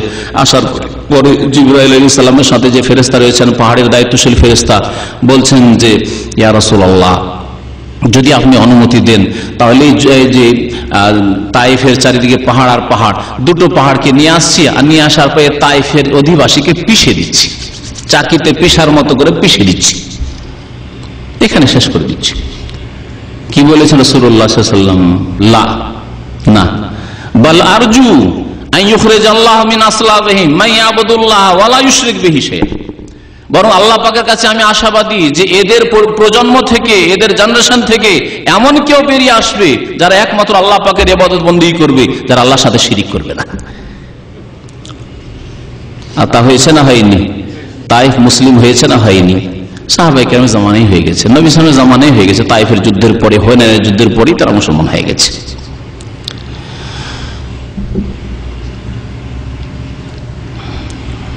নবী করিম সাল্লাল্লাহু আলাইহি ওয়াসাল্লাম যখন তার মাথাকে আহত করা হলো উহুদে, তখন বলেন আল্লাহুম্মা হাদি কওমি ফাইন্নাহুম লা ইয়ালামুন। আল্লাহ আমার জাতিকে হেদায়েত করো, তারা জানে না। সুতরাং আপনারা যারা শিরক করে, যারা বিদআত করে, যারা সহিহ আকীদার বিরোধিতা করে, যারা সহিহ সুন্নাতের বিরোধিতা করে, কোরআন হাদিসের বিরোধিতা করে, এইরকম বিদআতপন্থী, ওদের পক্ষ থেকে বাড়াবাড়ি যখন দেখবেন, অথচ আত্মীয় স্বজন, অথচ গ্রামবাসী, তখন তাদের জন্য দোয়া করেন আল্লাহুম্মা হাদি কওমি ফাইন্নাহুম লা ইয়ালামুন। আল্লাহ আমার জাতিকে হেদায়েত করো, আমার সম্প্রদায়কে হেদায়েত করো, রাস্তা দেখাও। ফাইন্নাহুম লা ইয়ালামুন, এরা জানে না, এরা বুঝে না। এরা যদি জানতে পারতো, এরা যদি সত্যের সন্ধান পেত, এরা যদি অন্তরটাকে খুলে দিত, তাহলে অবশ্যই তারা হেদায়েত পেত। আল্লাহুম্মা হাদি কওমি ফাইন্নাহুম লা ইয়ালামুন, নবী করিম সাল্লাল্লাহু আলাইহি ওয়াসাল্লামের দোয়া। লানতের বদদোয়া না করে আর আল্লাহর গজবের বদদোয়া না করে, আল্লাহ তুমি এদেরকে হালাক করে দাও, আল্লাহ তুমি এদের বিচার করো, আল্লাহ তুমি এদেরকে ধ্বংস করো, এই সব বদদোয়া না করে যদি হেদায়েতের দোয়া করেন, তো আপনার ক্ষতি আছে? হ্যাঁ, বরং লাভ আছে, লাভ আছে। আল্লাহর অনেক বান্দা আপনার মাধ্যমে হেদায়েত হবে। আল্লাহ পাক যেন আমাদেরকে নেক আমলে তৌফিক দান করেন, আর অন্তরকে প্রশস্ত করার তৌফিক যেন দান করেন। তা আল্লাহ পাক বলছেন তারপরে যে আল্লাহু কাদির আল্লাহু গফুরুর রহিম, আল্লাহ পাক সর্বশক্তিমান এবং আল্লাহ পাক মার্জনাকারী, যাকে ইচ্ছা আল্লাহ মাফ করে দেবেন ইমানের তৌফিক দিয়ে। আল্লাহ পাক যাকে ইচ্ছা দয়া করবেন তার উপরে, তারপরে তাকে ইমান নিয়ে আসার তৌফিক দান করবেন, সৎ আমলের তৌফিক দেবেন। এইরকম ওইসব ভাইরা যাদের আত্মীয় স্বজন বেনামাজি, বেদিন, লম্পট ভাই, নামাজ পড়ে না, তো দোয়া করেন আল্লাহ তুমি হেদায়েত করে দাও। বাবা নামাজ পড়ে না, দোয়া করেন আল্লাহ আমার বাবাকে হেদায়েত করে দাও। মা ঠিক করে নামাজ পড়ে, দোয়া আল্লাহ আমার মাকে হেদায়েত করে দাও। ভাই মুশরিক, এখনো কবর পূজারী হয়েছে, আল্লাহ তোমার ভাইকে হেদায়েত করে দাও। ভাই বেনামাজি, লম্পট, বদমাশি করে, চুরি ডাকাতি করে, আল্লাহ তোমার ভাইকে হেদায়েত করে দাও। আল্লাহুম্মা হাদি কওমি ফাইন্নাহুম লা ইয়ালামুন, আল্লাহুম্মা হাদি কওমি ফাইন্নাহুম লা ইয়ালামুন। এই দোয়া বেশি বেশি করে আল্লাহ পাক যেন হেদায়েত করে। কারণ প্রত্যেকের আত্মীয় স্বজনদের মধ্যে, গ্রামবাসীর মধ্যে এইরকম গোমরাহ পথভ্রষ্ট ইসলামের শত্রুরা অবশ্যই আছে। আল্লাহ যেন আমাদের জাতিকে হেদায়েত দান করেন।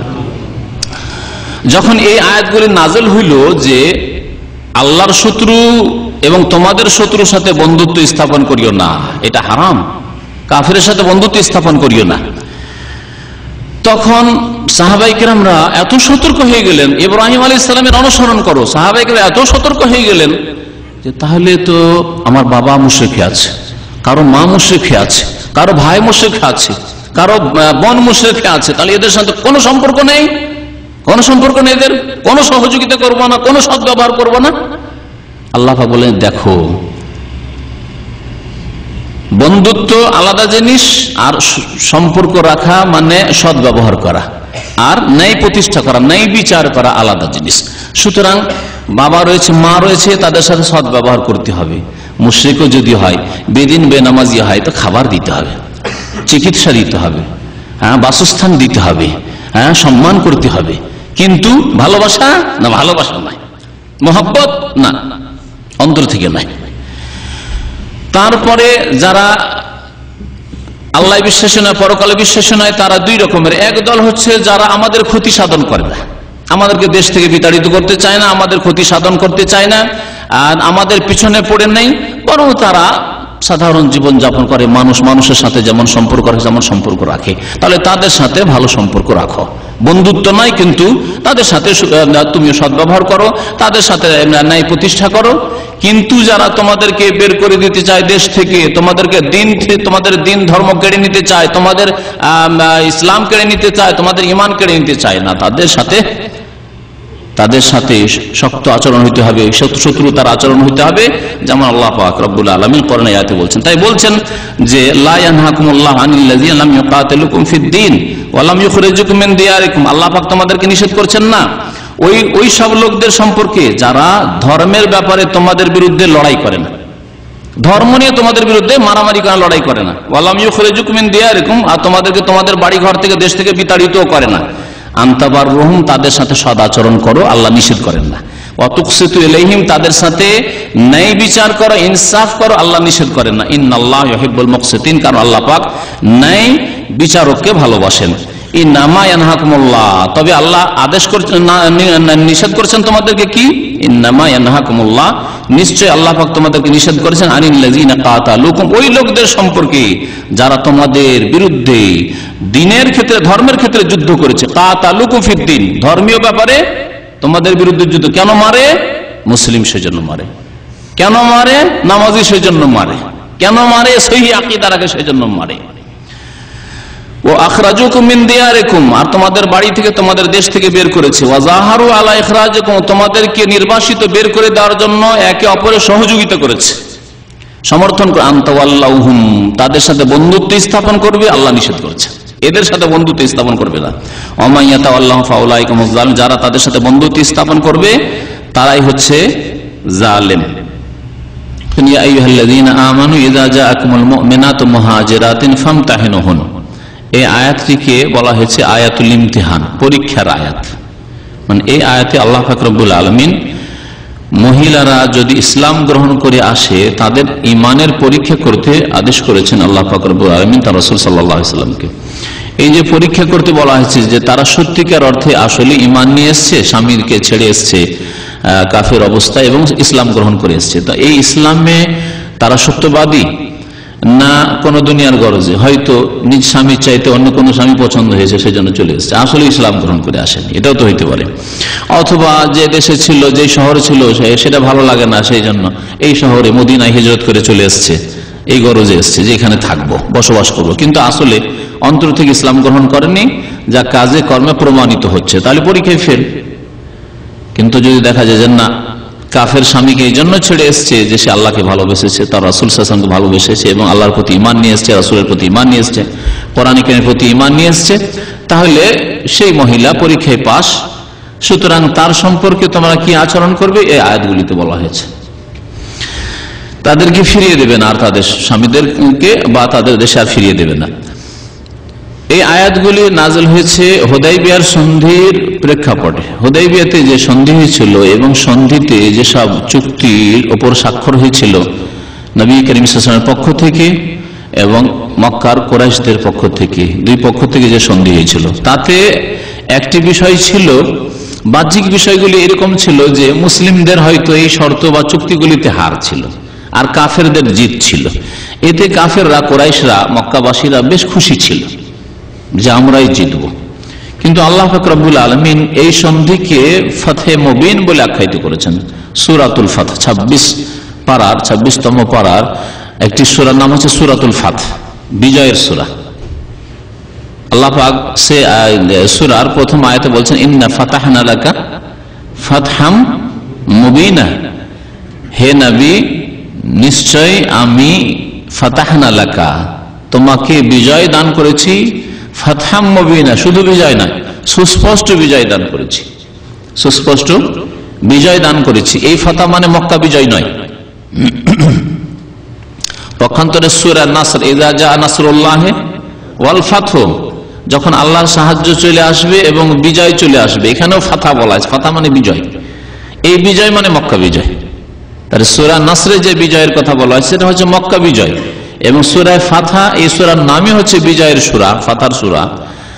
আর এই সূরার প্রথম আয়াত হচ্ছে ইন্না ফাতাহনা লাকা ফাতহাম মুবিন, সুস্পষ্ট বিজয়। সেটা কিন্তু মক্কা বিজয়কে উদ্দেশ্য করা হয়নি, বরং হুদায়বিয়ার সন্ধিকেই সুস্পষ্ট বিজয় বলে আখ্যায়িত করা হয়েছে।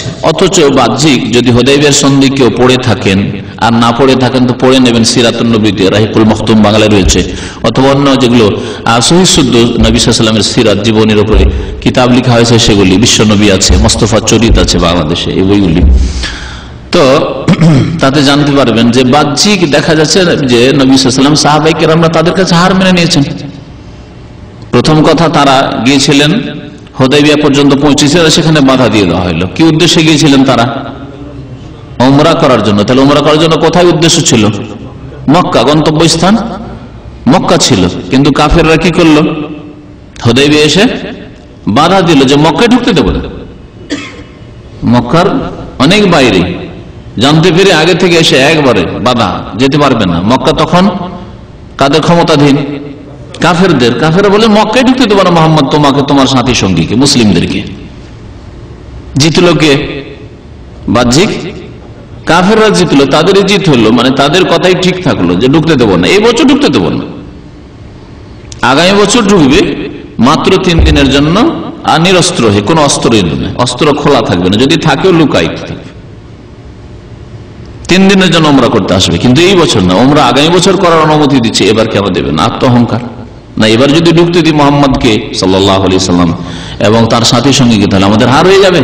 কাফেরদের অহংকার, এই অহংকার ধ্বংস করেছে ফিরাউনকে, অহংকার ধ্বংস করেছে কারূনকে, অহংকার ধ্বংস করেছে বহু অহংকারীকে, আরব কুরাইশদেরকেও। তো আল্লাহ পাক রব্বুল আলামিন সুস্পষ্ট বিজয় বলছেন, অথচ বাহ্যিক দেখা গেল যে এখানেও হার হয়ে যাচ্ছে মুসলিমদের। তারপরে আর একটি শর্ত ছিল যে কোন মুসলিম যদি কাফেরদের কাছে চলে যায়, মুরতাদ হয়ে ইসলাম কবুল করেছে, তারপরে মদিনা থেকে পালিয়ে মক্কা চলে গেল, তাহলে শর্ত কি ছিল? কাফেররা ফিরিয়ে দেবে না? দেবে না, দেবে না। চলে গেছে, চলে গেছে, আমাদের লোক। ইসলাম ছেড়ে দিয়ে তোমাদের মদিনা ছেড়ে মক্কা চলে এসেছে, আমাদের লোক। কিন্তু এর বিপরীত কোন কাফের মক্কা থেকে ইসলাম কবুল করে যদি মদিনা চলে আসে, তাহলে মুহাম্মদ সাল্লাল্লাহু আলাইহি ওয়াসাল্লাম তোমার সাথে চুক্তি আমাদের কুরাইশরা বলছে, এবং তার উপর স্বাক্ষর করলেন নবী করিম সাল্লাল্লাহু আলাইহি ওয়াসাল্লাম, মেনেও নিলেন সেই চুক্তি যে আমাদের ফিরিয়ে দিতে হবে। আমাদের লোক যদি ইসলাম কবুল করে চলে আসে তাহলে ফিরিয়ে দিতে হবে, কিন্তু আপনার লোক যদি চলে আসে, মুসলিম যদি কাফেরে মুরতাদ হয়, তাহলে আমরা ফিরিয়ে দেবো না। জিত কার? বাহ্যিক কাফেরদের জিত। তারপরেও আল্লাহ পাক রব্বুল আলামিন বলছেন যে সুস্পষ্ট বিজয়। আশ্চর্য হওয়ার বিষয়, তাহলে আল্লাহ পাক রব্বুল আলামিন গায়ব জানেন, আমরা জানি না। বাহ্যিক আমরা দেখছি যে আমাদের তো হার হয়ে গেল। এই জন্য ওমর রাদিয়াল্লাহু তাআলা আনহু বারবার করে পেরেশান হয়ে আবু বকরকে একবার বলছেন যে আমরা কি হকে আছি না হক পথে আছি, আমরা কি ভুল পথে নাকি? এই শর্ত কেন মানবো আমরা? আমার তো করার কিছু নেই। নবী সাল্লাল্লাহু আলাইহি ওয়াসাল্লাম তো এই চুক্তি মেনে নিচ্ছেন, যাচ্ছেন রাসূলুল্লাহ সাল্লাল্লাহু আলাইহি ওয়াসাল্লামের কাছে, ইয়া রাসূলুল্লাহ আলাসনা আলাল হক, আমরা কি হকের উপর নয়, সত্যের উপর নয়? বলা অবশ্যই, আমরা যখন সত্যের উপর, ফালেমা নুতা দানিয়াতা, তাহলে আমরা কেন ছোট হব তাদের কাছে, আল্লাহর শত্রুদের কাছে, কাফেরের কাছে, বহুত্ববাদী মুশরিকের কাছে আমরা কেন ছোট হব? এসব কেন মেনে নেব? যুদ্ধ করব, জিহাদ করব। নবী করিম সাল্লাল্লাহু আলাইহি ওয়াসাল্লাম নীরব থাকছেন যে আল্লাহ পাক ওয়াল্লাহু ইয়ালাম ওয়া আনতুম লা তা'লামুন। আল্লাহ পাক কোরআনে একটি আয়াতে বলছেন, আসা আন তাকরাহু শাইআন ওয়া হুয়া খায়রুল লাকুম, হতে পারে যে তোমরা বাহ্যিক কখনো কোনো কিছুকে, কোনো অবস্থাকে, কোনো ঘটনাকে কি মনে করো? খারাপ মনে করো, তাকরাহু অপ্রীতিকর মনে করো, অপছন্দ করো। ওয়া হুয়া খায়রুল লাকুম, কিন্তু তাতে তোমাদের কল্যাণ আছে। আপনার স্ত্রী চলে গেল, থাকলো না, তালাক নিয়ে, খারাপ লাগছে না? ওয়া হুয়া খায়রুল লাকুম, হতে পারে এতে কল্যাণ আছে। আপনি অসুস্থ হলেন, অপ্রীতিকর, কেউ চায় না যে অসুস্থ হই। দুর্ঘটনা হলে, অ্যাক্সিডেন্ট হলো, অপ্রীতিকর, কেউ চায় না এটা। ওয়া হুয়া খায়রুল লাকুম, হতে পারে এতে কল্যাণ আছে। ওয়া আসা আন তুহিব্বু শাইআন, আর হতে পারে যে কোনো কিছুকে ভালোবাসো, কিন্তু ওয়া হুয়া শাররুল লাকুম, তাতে তোমাদের অকল্যাণ রয়েছে, অনিষ্ট রয়েছে। আল্লাহু ইয়ালামু ওয়া আনতুম লা তা'লামুন, আল্লাহ সম্যক জ্ঞানী আর তোমরা সবকিছু জানো না, ভবিষ্যতের কিছুই জানো না। তো আল্লাহ পাক রব্বুল আলামিন এই হুদায়বিয়ার সন্ধিকে বাহ্যিক হার হওয়া সত্ত্বেও ফাতহে মুবিন বলে আখ্যায়িত করেছেন। নিশ্চয় আমি সুস্পষ্ট বিজয় দান করেছি। সুস্পষ্ট বিজয় কেমন করে হচ্ছে? এই হুদায়বিয়ার সন্ধির মাধ্যমে লোকেরা যাতায়াত করার একটা সুযোগ পেল। মক্কার কাফেররা ভয়ে মদিনা তো আসতো না, মদিনার কাছেও আসতো না, কিন্তু 10 বছরের জন্য চুক্তি হয়ে গেছে। এই চুক্তির মধ্যে মদিনায় নির্দ্বিধায় আসে। আসার পরে মুসলিমদের আত্মীয় স্বজন যারা আছে তাদের বাড়ি বেড়াতে আসে, তাদের বাড়িতে এসে থাকে, তাদের কাছে এসে ইসলামের কথা শোনার সুযোগ পায়, আর শুনে মুসলমান হয়ে যায়। ইসলাম ঘরে ঘরে ঢোকে। এই সুযোগ ছিল না তার আগ পর্যন্ত, ভয়ই ছিল, না যাওয়া যাবে না, ওদের কাছে যাওয়া যাবে না। এই এক বড় বিজয়। যেই চুক্তি ছিল যে যদি কোনো মানুষ, ওতে হাদিসের শব্দ এসছে রাজুলুন, রাজুলুন মানে কি হয়? পুরুষ হয়। কোন পুরুষ যদি মক্কা থেকে কাফের মদিনা চলে আসে তাহলে কি করতে হবে? ফেরত দিতে হবে। তাহলে নারীর কথা বলার নেই। এই একটা ফাঁক ছিল, ওখানে একটা ফাঁক ছিল। হাদিসের ভাষায় এক হাদিসে ওইভাবে এসছে, শর্ত ছিল আলা আল্লাহ ইয়াতিকা মিন্না রাজুলুন, হে মুহাম্মদ সাল্লাল্লাহু আলাইহি ওয়াসাল্লাম, কাফেররা চুক্তি লিখলো যে আপনার কাছে যদি কোনো পুরুষ আসে, রাজুল মানে ব্যক্তি হয় কিন্তু শাব্দিক অর্থ কিন্তু পুরুষ, শাব্দিক অর্থ ব্যক্তি নয়, ভাব অর্থ হইতে পারে। কোন পুরুষ যদি আসে, ওয়াইন কানা আলা দীনিক ইল্লা রাদাতাহু আলাইনা, যদি আপনার দিন গ্রহণ করে যায়, ইল্লা রাদাতাহু ইলাইনা, তারপরেও আমাদের কাছে ফেরত দিয়ে দিবেন আপনি। তাহলে এখানে একটা ফাঁক ছিল। আল্লাহ পাক রব্বুল আলামিন বিধানের মালিক, তাই না? শর্ত লেখা হয়েছে আমাদের, আর আল্লাহ পাক রব্বুল আলামিন এই শর্ত যদি রাখতে বলেন তবে না রাখবেন। আল্লাহ পাক বলেছেন কারোর সাথে যদি কোনো শর্ত করো তাহলে শর্ত পুরা করো, ওয়াফু বিল আহাদ। আল্লাহ পাক রব্বুল আলামিন তারপরে নারীদের সম্পর্কে এক বিধান নাযিল করছেন। একটা ফাঁক ছিল এখানে, যে শব্দ লেখা আছে চুক্তিপত্রে রাজুলুন, কোন পুরুষ। আল্লাহ পাক রব্বুল আলামিন বিধান নাযিল করছেন যে মহিলা যদি চলে আসে মক্কা থেকে, ইসলাম গ্রহণ করে মদিনায়, তাহলে ফিরাতে পারবে না, এই আয়াতে সেই বিষয়টি রয়েছে। আল্লাহ পাক বলছেন ফাইন আলিমতুমুহুন্না মুমিনাতিন, পরীক্ষা করার পরে তাদেরকে যদি জানতে পারো যে সত্যি মুমিনা হয়েছে। কোন ছেলেকে পছন্দ করে যে পলাতক হয়ে চলে এসছে এমন নয়, মদিনা শহরকে পছন্দ করে এসছে না, বরং ঈমান ইসলামকে পছন্দ করে আল্লাহকে ভালোবেসে রাসূলকে ভালোবেসে এসেছে।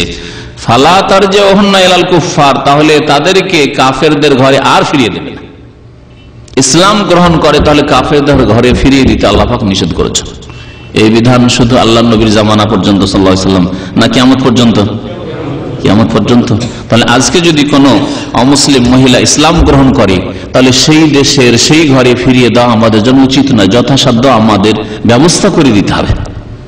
এবং এই ক্ষেত্রে যারা সত্যিকার মুসলিম, যারা ইসলামকে ভালোবাসে, আল্লাহকে ভালোবাসে, রাসূলকে ভালোবাসে সাল্লাল্লাহু আলাইহি ওয়াসাল্লাম, তাদের ব্যবস্থা নেওয়া উচিত।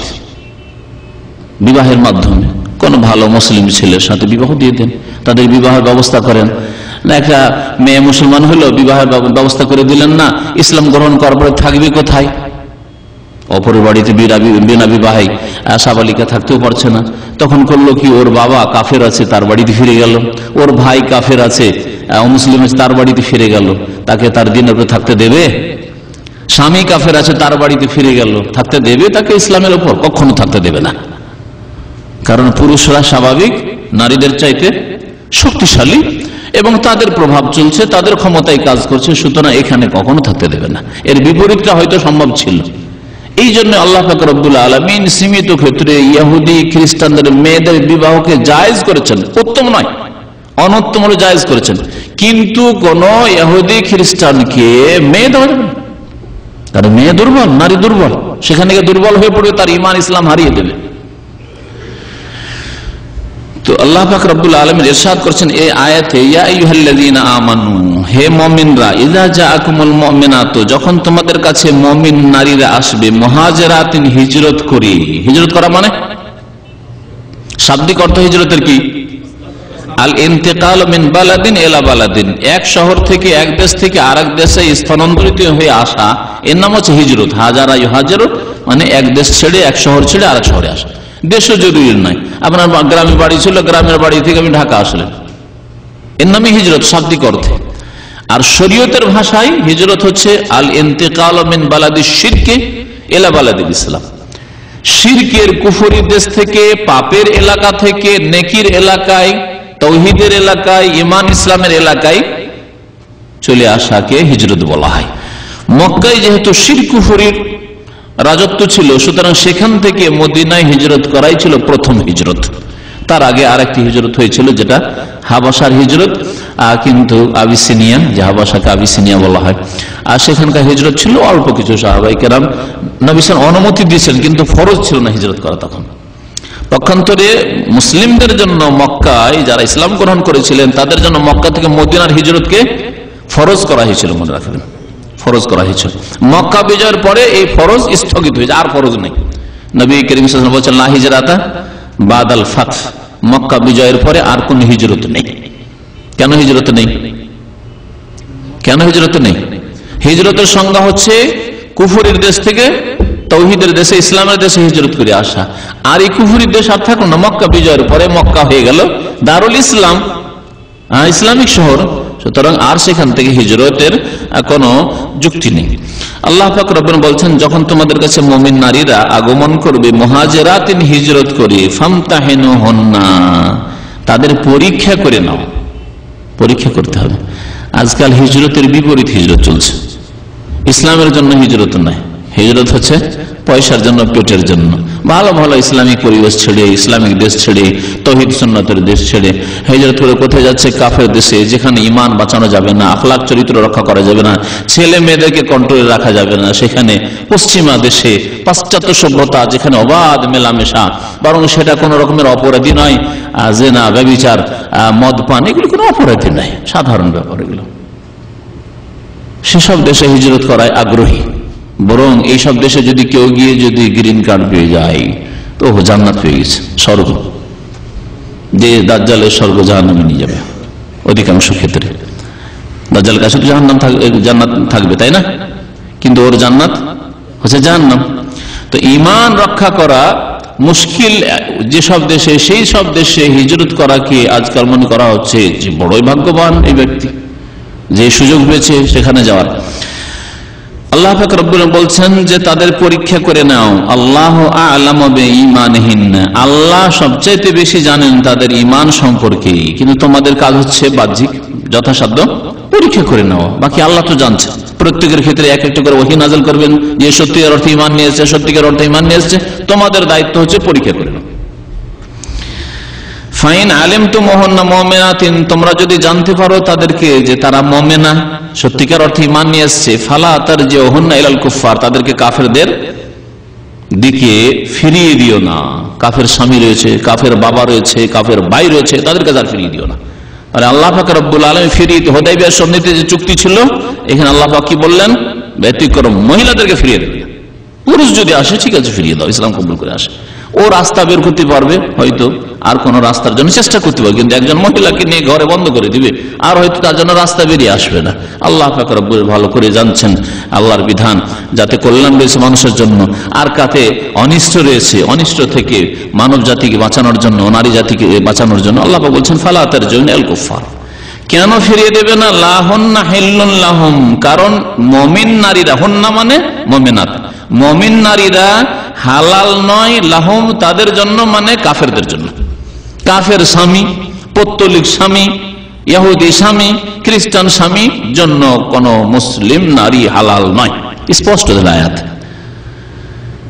আগে থেকে বিবাহ করে আছে, ইসলাম কবুল করেছে, তারপরে যদি থাকা জায়েজ না হয়, তাহলে বিবাহ শুরু করা মানে বিবাহ বন্ধনে আবদ্ধ হওয়া জায়েজ হতে পারে, আরো বেশি জায়েজ নাই, ঠিক না? আরো বড় হারাম। বুঝতে পারছেন দুটোতে পার্থক্য?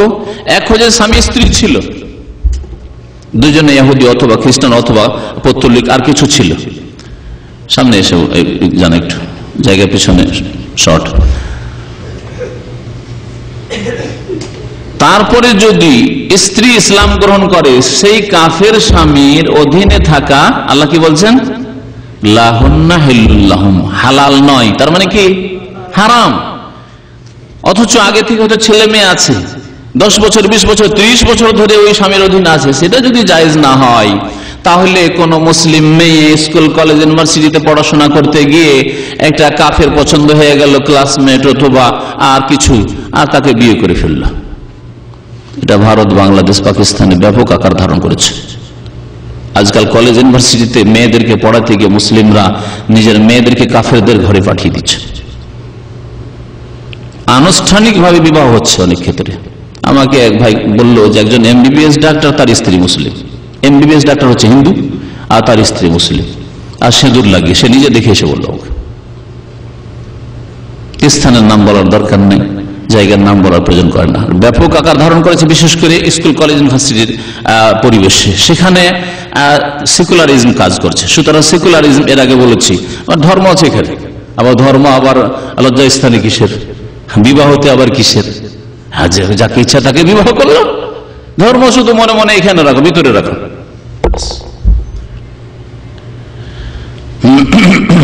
আল্লাহ পাক বলছেন যে কোন মুমিন নারীর কাফের সাথে অবস্থান করা, থাকাও জায়েজ নয়।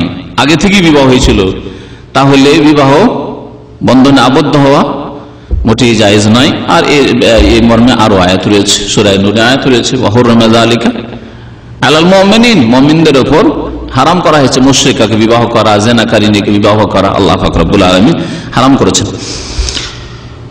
ওয়ালাহুম ইয়াহিল্লুনা লাহুন, এবং এরাও, এই মুশরিকরাও তাদের জন্য হালাল নয়, মানে উভয় পক্ষ থেকে হালাল নয়।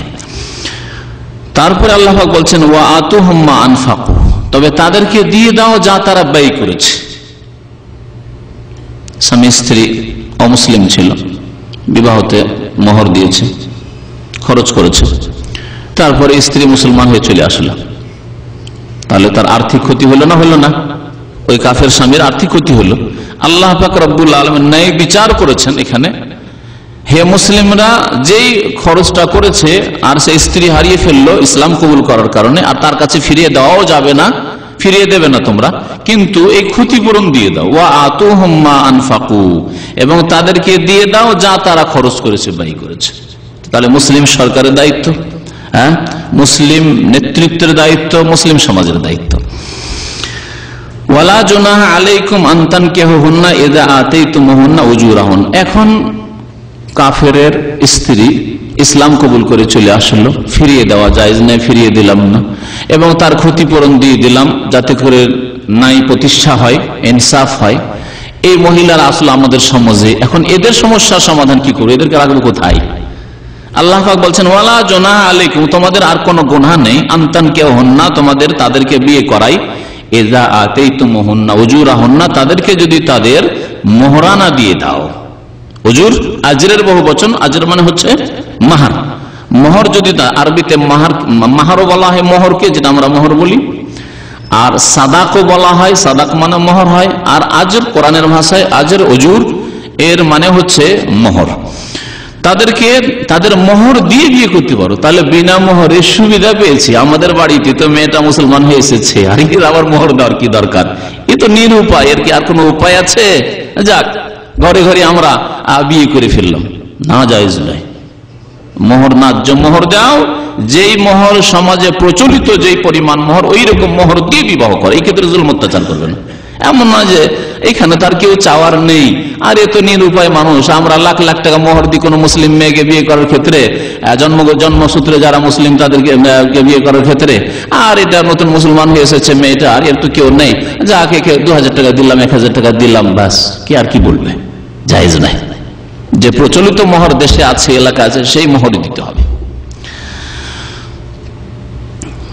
আল্লাহ পাক তারপরে বলছেন ওয়ালা তুমসিকু বিইসামিল কাফিরি, কুফরির বন্ধনে তাদেরকে বেঁধে রাখিও না, অর্থাৎ কাফেরের সাথে যে বিবাহ হয়েছিল ওই বিবাহ বন্ধনে রেখে দিও না, বরং তাদেরকে সেখান থেকে উদ্ধার করে নিয়ে এসে চলে এসেছে, উদ্ধার করে নিয়ে এসে এবং তাদের বিবাহের ব্যবস্থা করে দাও।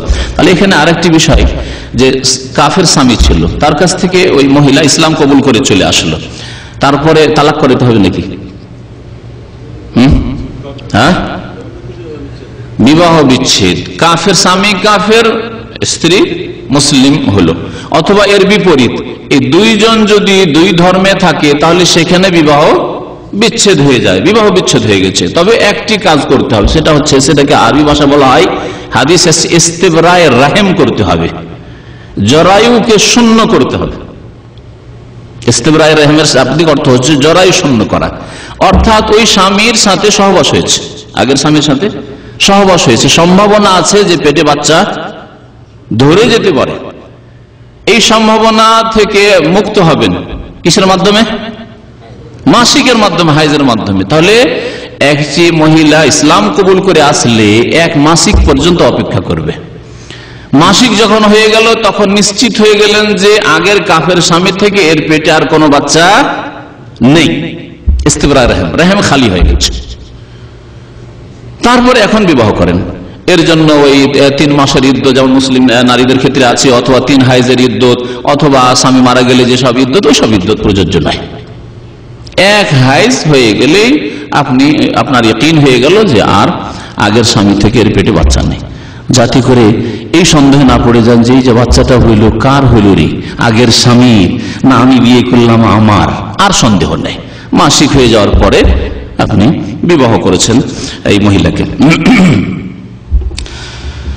আল্লাহ পাক বলছেন ওয়ালা তুমসিকু বিইসামিল কাওয়াফিরি, কুফরের বন্ধনে তাদেরকে আবদ্ধ করে রাখিও না, অর্থাৎ কাফেরদের বিবাহ বন্ধনে তাদেরকে ছেড়ে দিও না যখন মুসলিম হয়ে গেছে আর পরীক্ষায় তারা পাস করেছে।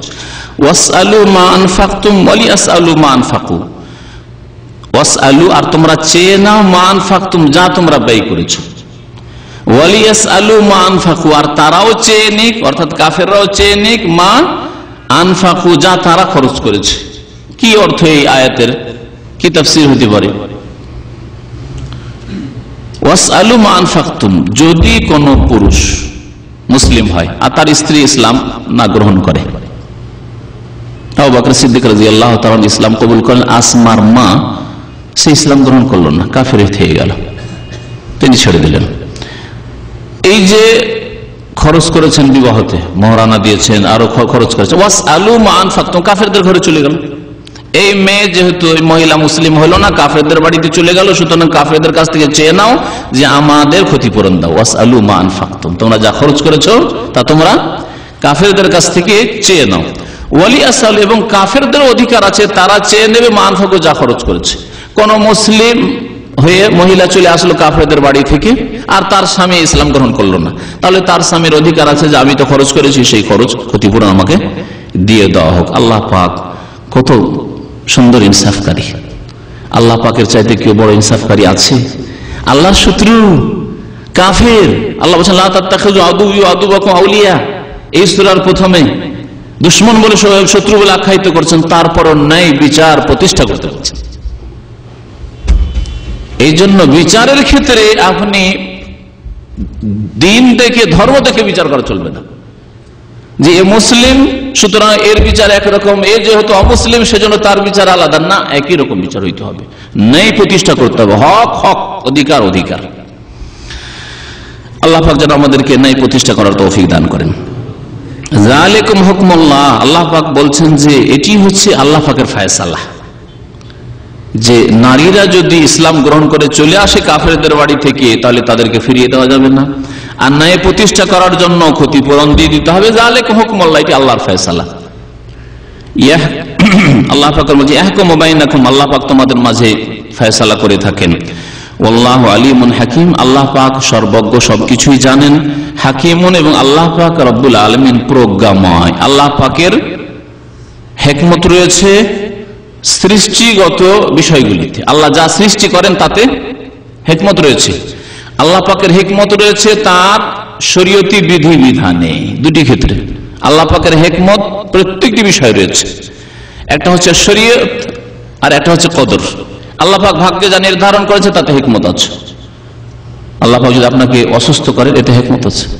আল্লাহ পাক ক্ষতিকর জীবজন্তু যা বাহ্যিক দেখছি আমাদের ক্ষতি করছে, সৃষ্টি করেছেন, তাতে হেকমত আছে। তাহলে আল্লাহ পাকের সৃষ্টিতে হেকমত রয়েছে। আল্লাহ পাক রব্বুল আলামিন যদি কাউকে সচ্ছলতা দিয়ে থাকেন যেটা আপনি পছন্দ করতে পারছেন না, আল্লাহ পাকের হেকমত আছে।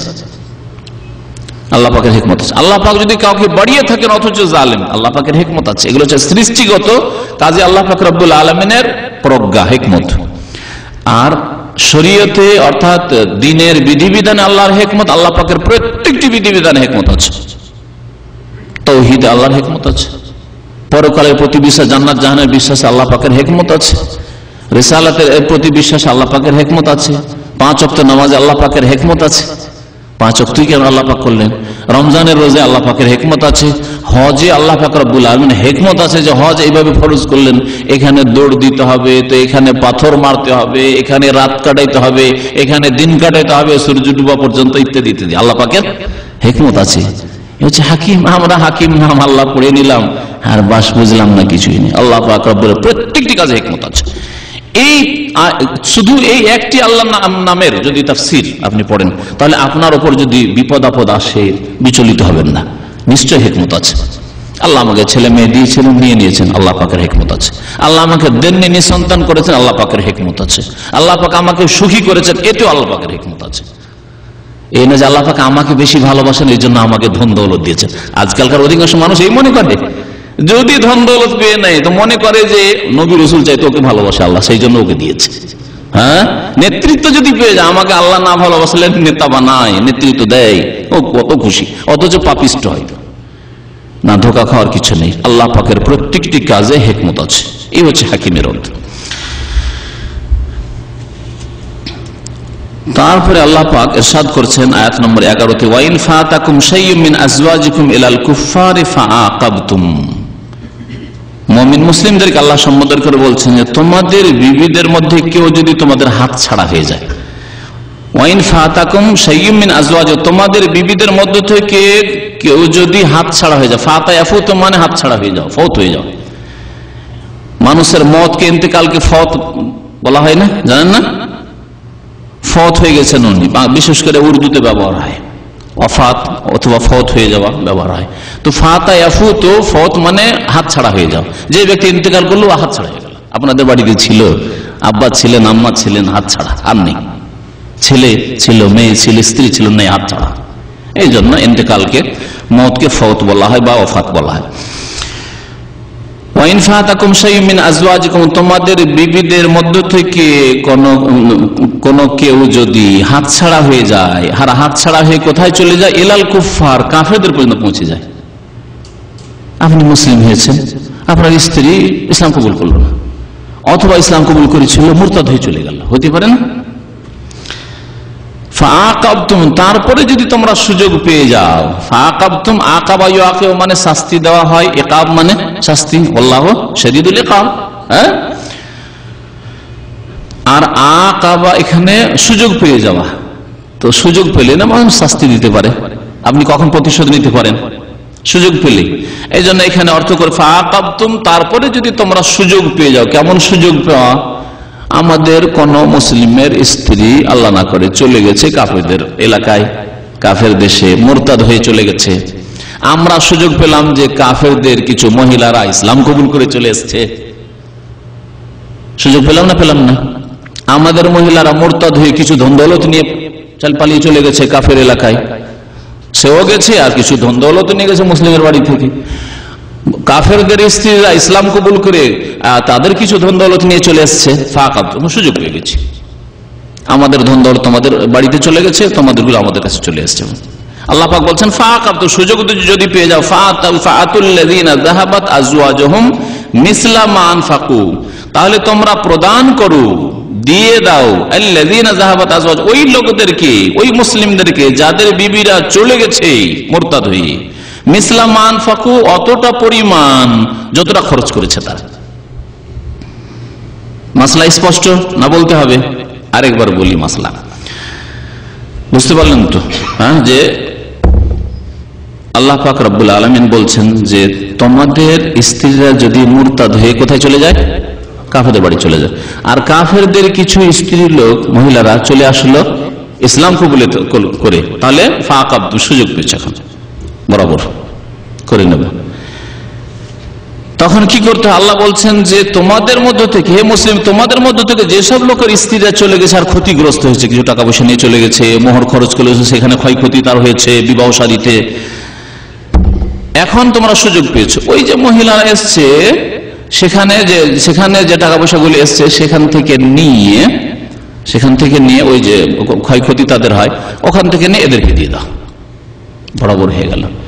আমাদের টাকা পয়সা তোমাদের ঘরে চলে গেছে আর তোমাদের টাকা পয়সা আমাদের কাছে চলে এসছে, এই ক্ষতিপূরণ তাদেরকে দিয়ে দাও। আল্লাহ পাক বলছেন ওয়াত্তাকুল্লাহ, এবং তোমরা আল্লাহকে ভয় করো, আল্লাযী আনতুম বিহি মুমিনুন, যার প্রতি তোমরা ঈমান নিয়ে এসেছো। এখানেও আল্লাহ পাক আল্লাহকে ভয় করতে বলেছে। তাহলে আল্লাহকে ভয় করতে হবে নিজের ব্যক্তি জীবনের ক্ষেত্রে, পারিবারিক জীবনের ক্ষেত্রে, মুসলিমদের ক্ষেত্রে, অমুসলিমের ক্ষেত্রেও আল্লাহকে ভয় করতে হবে। আল্লাহ বলছেন ওয়াত্তাকুল্লাহ, আল্লাহকে ভয় করো।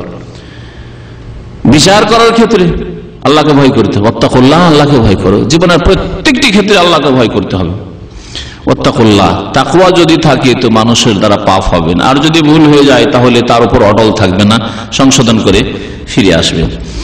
তারপরে আয়াতে আল্লাহ পাক রব্বুল আলামিন ওই সব নারীদেরকে যারা ইসলাম গ্রহণ করে আসছে তাদের থেকে শপথ নিতে বলছেন।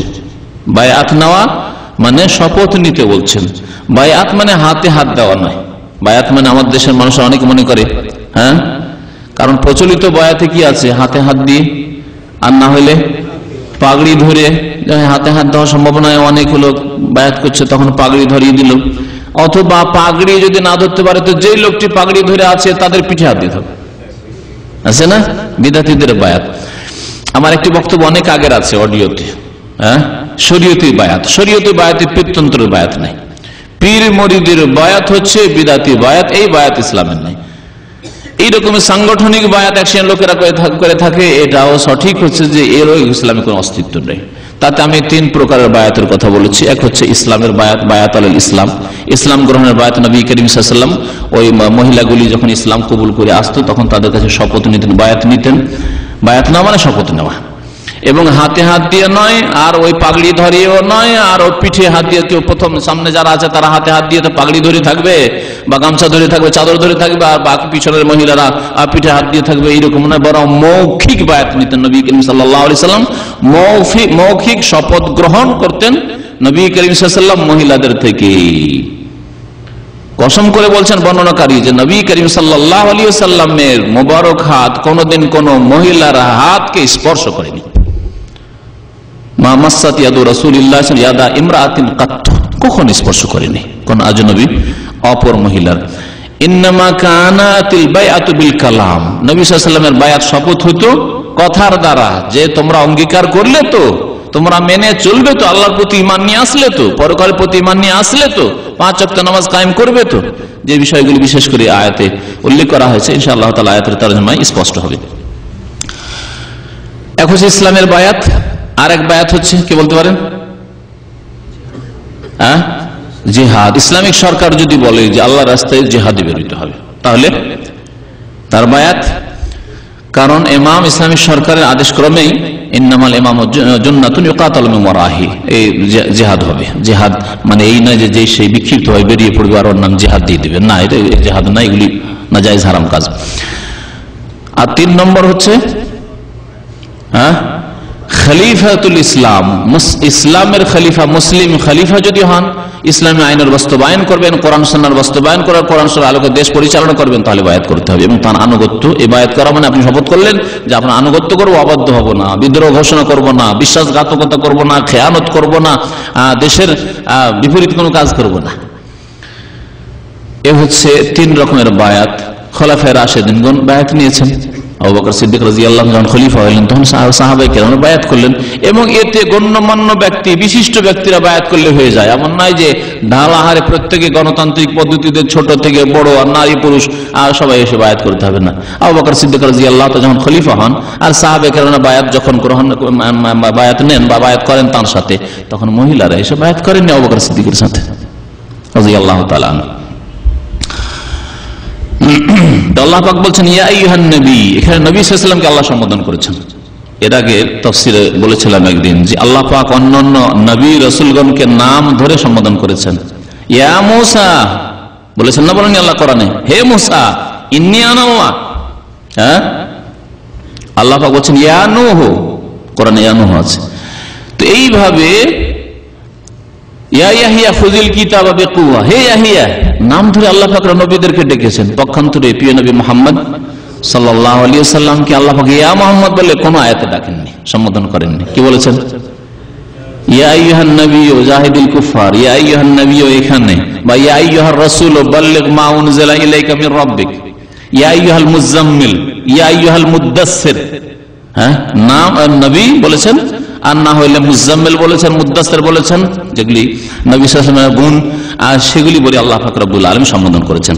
আল্লাহ পাক বলছেন ইয়া আইয়ুহান নাবিয়্যু, হে নবী মুহাম্মদ সাল্লাল্লাহু আলাইহি ওয়াসাল্লাম, ইযা জাআকাল মুমিনাত, যখন আপনার কাছে মুমিন নারীরা আগমন করবে, ইউবাইয়িনাকা, আপনার সাথে বায়াত করার জন্য বা শপথ করার জন্য, আলা, এই বিষয়গুলির উপর, আল্লাহ ইউশরিকনা বিল্লাহি শাইআ, যে আল্লাহর সাথে, প্রথম বিষয় হবে যে আল্লাহর সাথে কোনো কিছুকে শরীক করবে না। তাহলে দ্বীনের মৌলিক বিষয় হচ্ছে যে আল্লাহর সাথে কাউকে শিরিক করবে না এবং আল্লাহর তাওহীদ একত্ব প্রতিষ্ঠা করবে, এটা হচ্ছে প্রথম বিষয়। এতে আরেকটি বিষয় বোঝা গেল যে আগে বীজ বপন করতে হবে না আগে ক্লিন করতে হবে? আগে ক্লিন করতে হবে। আগে জমিতে চাষিরা চাষ করে না আগে বীজ ছিটিয়ে দেয়? আগে চাষ করে, চাষ করে ঘাস পাত বন জঙ্গল যা কিছু আছে সাফ সুতরা করে একবারে এখন ক্লিন, এখন বীজগুলি ধরার যোগ্য হয়েছে জমি, তখন বীজ ছিটায় চাষিরা। চাষির কাছ থেকেও যদি আমাদের বিদাতি আলেমরা শিখতো তাহলে অনেকটাই হেদায়েত পেয়ে যেত শিরক বিদআত থেকে। ভারত উপমহাদেশে কলেমা তো পড়িয়ে দেওয়া হয়েছে, কিন্তু দুর্গা থেকে দরগা ধরিয়ে দেওয়া হয়েছে। চাষাবাদ করে শিরক মুক্ত করা হয়নি, মুসলিমদেরকে শিরক মুক্ত করা হয়নি, বিদআত মুক্ত করা হয়নি। জন্মবার্ষিকী পালন করছে খ্রিস্টানরা 25শে ডিসেম্বর, সুতরাং এদেরকে 12 রবিউল আউয়াল মিলাদ ধরিয়ে দেওয়া হয়েছে। ক্লিন করা হয়নি। প্রথম ক্লিন পরিষ্কার করার পরে তারপরে, আরে ডাক্তারের কাছে দাঁত সাফ করতে গেলে দাঁতটা ক্লিন করে যাবেন না? যাবেন না? হ্যাঁ, আরে কমপক্ষে ব্রাশ ট্রাশ করে যাবেন যদি মুখটা দেখাইতে হয় তাহলে। তো আল্লাহ পাক রব্বুল আলামিন যেন তৌফিক দান করে আমাদেরকে সংশোধন করার। কালেমার উপরে যদি আপনারা একটু ভালো করে, যদি আপনি একটু যদি ভালো করে খতিয়ে দেখেন তো বুঝতে পারবেন গবেষণামূলক। আল্লাহ পাক আগে আল্লাহর কথা বলেননি, লা ইলাহা বলেছেন, তারপর ইল্লাল্লাহ বলেছেন। লা ইলাহা নেই মানে ক্লিন করো আগে, তোমার মগজে কিছু নেই, তোমার মগজে দুর্গাও নেই, দরগাও নেই, গাছও নেই, গঙ্গাও নেই, হ্যাঁ, যমুনাও নেই, আর ওই আজমিরও নেই, হ্যাঁ, খাজা বাবাও নেই, গৌসও নেই, কুতুবও নেই। লা করো আগে, ক্লিন করো। ইল্লাল্লাহ, একমাত্র আল্লাহ পাক তোমার রব, তিনি সৃষ্টিকর্তা, তিনি ভালো মন্দের মালিক, তিনি নিয়ন্ত্রণকারী একমাত্র, আর কেউ নিয়ন্ত্রণ করে না। পৃথিবী কোন কুতুবের মুষ্টিতে আছে আর পানের বাটুয়ার মতো আছে, ভ্রান্ত কথা। লা ইলাহা করো আগে, নেই কেউ সব, একমাত্র আল্লাহ পাক রব্বুল আলামিন রয়েছেন নিয়ন্ত্রণকারী, তিনি স্রষ্টা, তিনি রব, তিনি খালেক, তিনি মালিক, তিনি রাজ্জাক। ইল্লাল্লাহ, তারপরে আল্লাহ। এখন বীজ বপন করেন, বীজ বপন করেন আল্লাহ, তারপরে ক্লিন করার পরে। এই লা ইলাহা ইল্লাল্লাহ সম্পর্কে যদি গবেষণা করতো মুসলিম উম্মার এক শ্রেণীর বিদাতীরা, তাহলে তাদের সংশোধন হয়ে যেত। তো আল্লাহ পাক রব্বুল আলামিন কি বলছেন? আল্লাহ ইউশরিকনা বিল্লাহি শাইআ, শিরক করব না, প্রথম শর্ত। এখানে বলা হয়নি যে লা ইলাহা ইল্লাল্লাহ পড়ব, বলা হয়নি কথা। শিরক করব না, শিরক করব না পরিষ্কার করলাম, মগজ পরিষ্কার করে দিলাম শিরক কুফরি থেকে। তারপর এখন তাওহীদ এখানে প্রতিষ্ঠা করব, আল্লাহর একত্বকে বসাবো, আল্লাহকে সিজদা করব, একমাত্র আল্লাহর কাছে দোয়া করব, আল্লাহর কাছে ফরিয়াদ করব, আল্লাহকে উদ্ধারকারী মনে করব, আল্লাহকে রোগ দাতা এবং রোগের আরোগ্য দাতা মনে করব, আল্লাহর সাথে কোনো কিছুকে শরীক করবে না। প্রথম তাহলে শপথের বিষয়। ওয়ালা ইয়াসরিকনা, আর চুরিও করবে না, চুরিও করবে না। ওয়ালা ইয়াজনিনা, আর জিনাও করবে না, ব্যভিচার করবে না। ওয়ালা ইয়াজনিনার আয়াত, আরবের মহিলারা মুশরিক হলেও তাদের স্বাধীন মহিলারা এই দিক থেকে চরিত্রবান হইত। তাদের এইরকম চরিত্র নষ্ট হতো না, যা আজকাল আমাদের সমাজে পর্দা না থাকার কারণে, অবাধ মেলামেশার কারণে ভালো মেয়ে পাওয়াই মুশকিল। জেনামুক্ত, কেউ স্পর্শ করেনি, এইরকম মেয়ে পাওয়াই মুশকিল হয়ে গেছে। কিন্তু নবী করিম সাল্লাল্লাহু আলাইহি ওয়াসাল্লামের জামানায় 1400 বছর আগে এত পাপ থাকা সত্ত্বেও মক্কায় নবী সাল্লাল্লাহু আলাইহি ওয়াসাল্লাম যখন বায়াত নিয়েছিলেন, হিন্দ যখন বায়াত করার জন্য আসলো, হিন্দকে চেনেন? হিন্দকে, হ্যাঁ, আমাদের দেশের হিন্দা বলে, হিন্দা নাম না, আসলে হিন্দ ওর নাম। আরবরা ইন্ডিয়ার কথা শুনতো, হিন্দের কথা শুনতো। ইন্ডিয়া মানে তখনকার বৃহৎ ইন্ডিয়া, মানে বাংলাদেশ, পাকিস্তান সব সহ, বর্মা সব সহ। হিন্দের কথা শুনতো যে খুব সুন্দর দেশ আছে, আর ওই দেশে আল্লাহ পাকের খুব নিয়ামত আছে। আর তখনকার সবচেয়ে বড় নিয়ামত হচ্ছে ফসল, সব রকমের ফসল সেখানে হয়। ওখান থেকে ভালো ভালো অস্ত্র, সবচেয়ে ভালো অস্ত্র আরবরা তরবারিকে বলতো মুহান্নাদ, মানে হিন্দের তৈরি, হিন্দ থেকে মুহান্নাদ, আর সাইফুল মুহান্নাদু, সবচেয়ে ভালো তরবারি, তাদের তলোয়ার, যুদ্ধের অস্ত্র হচ্ছে হিন্দুস্তানি তলোয়ার। তো তারা মেয়েদের নাম হিন্দ রাখত। হিন্দ হচ্ছে মুআবিয়ার মা আর আবু সুফিয়ানের স্ত্রী। হিন্দ শেষে আল্লাহ পাক ঈমান ইসলামের তৌফিক দিল, অনেক জুলম অত্যাচার করার পরে হামজা রাদিয়াল্লাহু তাআলা আনহুর সাথে যা করলো আল্লাহ পাক রব্বুল আলামিনের এতেই হিকমত আছে। আল্লাহ পাক হিদায়াত করল, আল্লাহর রহম হইল, তারপর হিদায়াত করল। ইসলাম গ্রহণ করার জন্য যখন আসলো, নবী করিম সাল্লাল্লাহু আলাইহি ওয়াসাল্লাম পর্দার আড়াল থেকে বায়াত নিচ্ছেন। হিন্দকে বলেছিলেন যে তুমি চোখের সামনে কখনো আসিও না, কারণ আমার খুব কষ্ট লাগে, আমার প্রিয় চাচা হামজা, তার সাথে যে আচরণটা হচ্ছে মনে হয়ে যায় তোমাকে দেখলে, সুতরাং একটু চোখের আড়ালে তুমি থাকি। বায়াত নেওয়ার সময় হিন্দ যখন শুনলো এই আয়াত রাদিয়াল্লাহু তাআলা আনহা, ওয়ালা ইয়াজনিনা, আর জেনাও করবে না, এর উপর শপথ করো, তখন তিনি বলেছিলেন যে আওয়া তাজনিল হুররাত, আরে স্বাধীন মহিলাও জেনা করে আবার নাকি? এত বড় শিরক কুফরি করা সত্ত্বেও, কলিজা চিবিয়ে খাওয়া সত্ত্বেও কোনদিন জেনার কথা কল্পনা করতে পারেনি। আবার স্বাধীন মহিলা স্বামী ছাড়া অন্য কারো কাছে আবার শুইতে পারে? এটা হতে পারে? আওয়া তাজনিল হুররা। আজকে আমাদের মহিলাদের চরিত্র গঠন করা উচিত, আমাদের পরিবারকে ইসলামিক পরিবার গঠন করা উচিত, তাদের কাছ থেকেও শিক্ষা নেওয়া উচিত যে কাফেরদের চরিত্র যদি 1400 বছর আগে এত ভালো থাকে, তাহলে আপনি ইসলামে আসার পর আপনার চরিত্র কত ভালো হওয়া উচিত, আপনার ইজ্জতের হেফাজত, আপনার লজ্জাস্থানের হেফাজত কত সুন্দর হওয়া উচিত। আল্লাহ পাক যেন আমাদের তৌফিক দান করেন। তো আল্লাহ পাক বলছেন যে তারা ব্যভিচার করবে না, এর শপথ করবে। 3 নম্বর, তাই না? ওয়ালা ইয়াকতুলনা আওলাদাহুন্না, আর তারা তাদের সন্তান সন্ততিকে, ছেলে মেয়েদেরকে হত্যাও করবে না। কারণ সেই যুগে অনেকে ছেলে মেয়েদেরকে দারিদ্রের ভয়ে অথবা লজ্জার ভয়ে, বিশেষ করে মেয়ে হইলে হত্যা, অভাবের ভয়ে ছেলে মেয়ে দুটো হত্যা করতে হয়তো, আর লজ্জার ভয়ে যে মেয়ে হইলে লোকে কি বলবে, কেউ তো শ্বশুর বলবে, হ্যাঁ, আবার শালা বলবে, এইসব ঝামেলায় নেই, আমি মেয়ে রাখবো না, বোন রাখবো না, হত্যা করি। ওয়ালা ইয়াকতুলনা আওলাদাহুন্না, আর ছেলে মেয়েদের হত্যা করবে না। হত্যা 2 প্রকার, এক হত্যা হচ্ছে যে ভূমিষ্ঠ হওয়ার পরে হত্যা, আর এক হত্যা হচ্ছে পেটে হত্যা করে দেওয়া, রূহ আসার পরে। এই দুটোই সমান, কিন্তু রূহ চলে আসে যদি, তাহলে সেটা ওই রকমই হত্যা যেটা ভূমিষ্ঠ হওয়ার পরে হত্যা। আর রূহ আসার আগেও যদি কেউ হত্যা করে, মানে অ্যাবর্শন করে, নষ্ট করে, যে আমি বাচ্চা নেব না, আজকাল অনেকেই করছে এরকম, 1 বছর 2 বছর বাচ্চা ধরে গেছে, আর ও চায় 5 বছর 7 বছর পরে, 10 বছর পর পর বাচ্চা নেবে, 2টো বাচ্চা বা 3টে বাচ্চা নেবে বা 1টি নেবে। এই চরিত্র তৈরি হয়েছে আজকাল কাফেরদের দেখা দেখি, মুসলিম মহিলাদের। সুতরাং স্বামীকে বাধ্য করে, অথবা স্বামীও ওই রকমেরই, আর নিয়ে গেল হাসপাতালে যাওয়ার পরে, এই আমার বাচ্চাটাকে যেইভাবে হোক ক্লিয়ার করে দাও, আমি এই বাচ্চা নেব না। হারাম। দারিদ্রের ভয়, খাওয়াইতে পারবো না, এদের লালন পালন করতে পারবো না, এদের লেখাপড়ার এসব দায় দায়িত্ব এত বেশি ছেলে মেয়ে নিতে পারবো না, কি এত ঝামেলা বরদাস্ত করে তা পারবো না। হারাম যদিও আত্মা না আসে, জায়েজ নাই। যখন চলে এসেছে তখন আল্লাহর তকদিরের উপরে ভরসা করে ছেড়ে দিতে হবে এবং তার উপর সন্তুষ্ট থাকতে হবে। আল্লাহ ওতে বরকত রেখেছেন, বরকত রেখেছেন। আর তার আগে পর্যন্ত আপনি কিছু তো দূর করতে পারেন গ্যাপের জন্য। আপনি ভাবছেন যে 1 বছর 2 বছরের মধ্যে যদি বাচ্চা হয়ে যায়, তাহলে আমার ছেলেটা 2 বছর দুধ পাবে না, সুতরাং আমি 3 বছর করলে 2 বছর ছেলেটা আমার দুধ পেলো, তারপরে একটা ছেলে জন্ম হলো 3 বছর 4 বছর, এমন নয় যে 5 বছর 7 বছর, এইরকম এত লম্বা গ্যাপ নয়। যদি মনে করেন যে আমি এইরকম তদবির ওষুধ বড়ির মাধ্যমে অথবা আরো কিছুর মাধ্যমে যদি করেন তাহলে জায়েজ আছে, কিন্তু তাকদীরকে বিশ্বাস করে। এবং এই নয় যে খাওয়াতে পারবো না সেই জন্য, ছেলের স্বাস্থ্যের খেয়াল রেখে অথবা ছেলের মায়ের স্বাস্থ্যের খেয়াল রেখে যদি গ্যাপ দেওয়া যায় তাহলে জায়েজ। কিন্তু গ্যাপ দিচ্ছেন কি জন্য? বেশি ছেলে মেয়ে খাওয়াইতে পারবো না। তাহলে আপনি রাজ্জাক, আপনি আব্দুর রাজ্জাক না, আপনি রাজ্জাক। তো আপনার তো তাওহীদ নেই, রাজ্জাক তো আল্লাহ।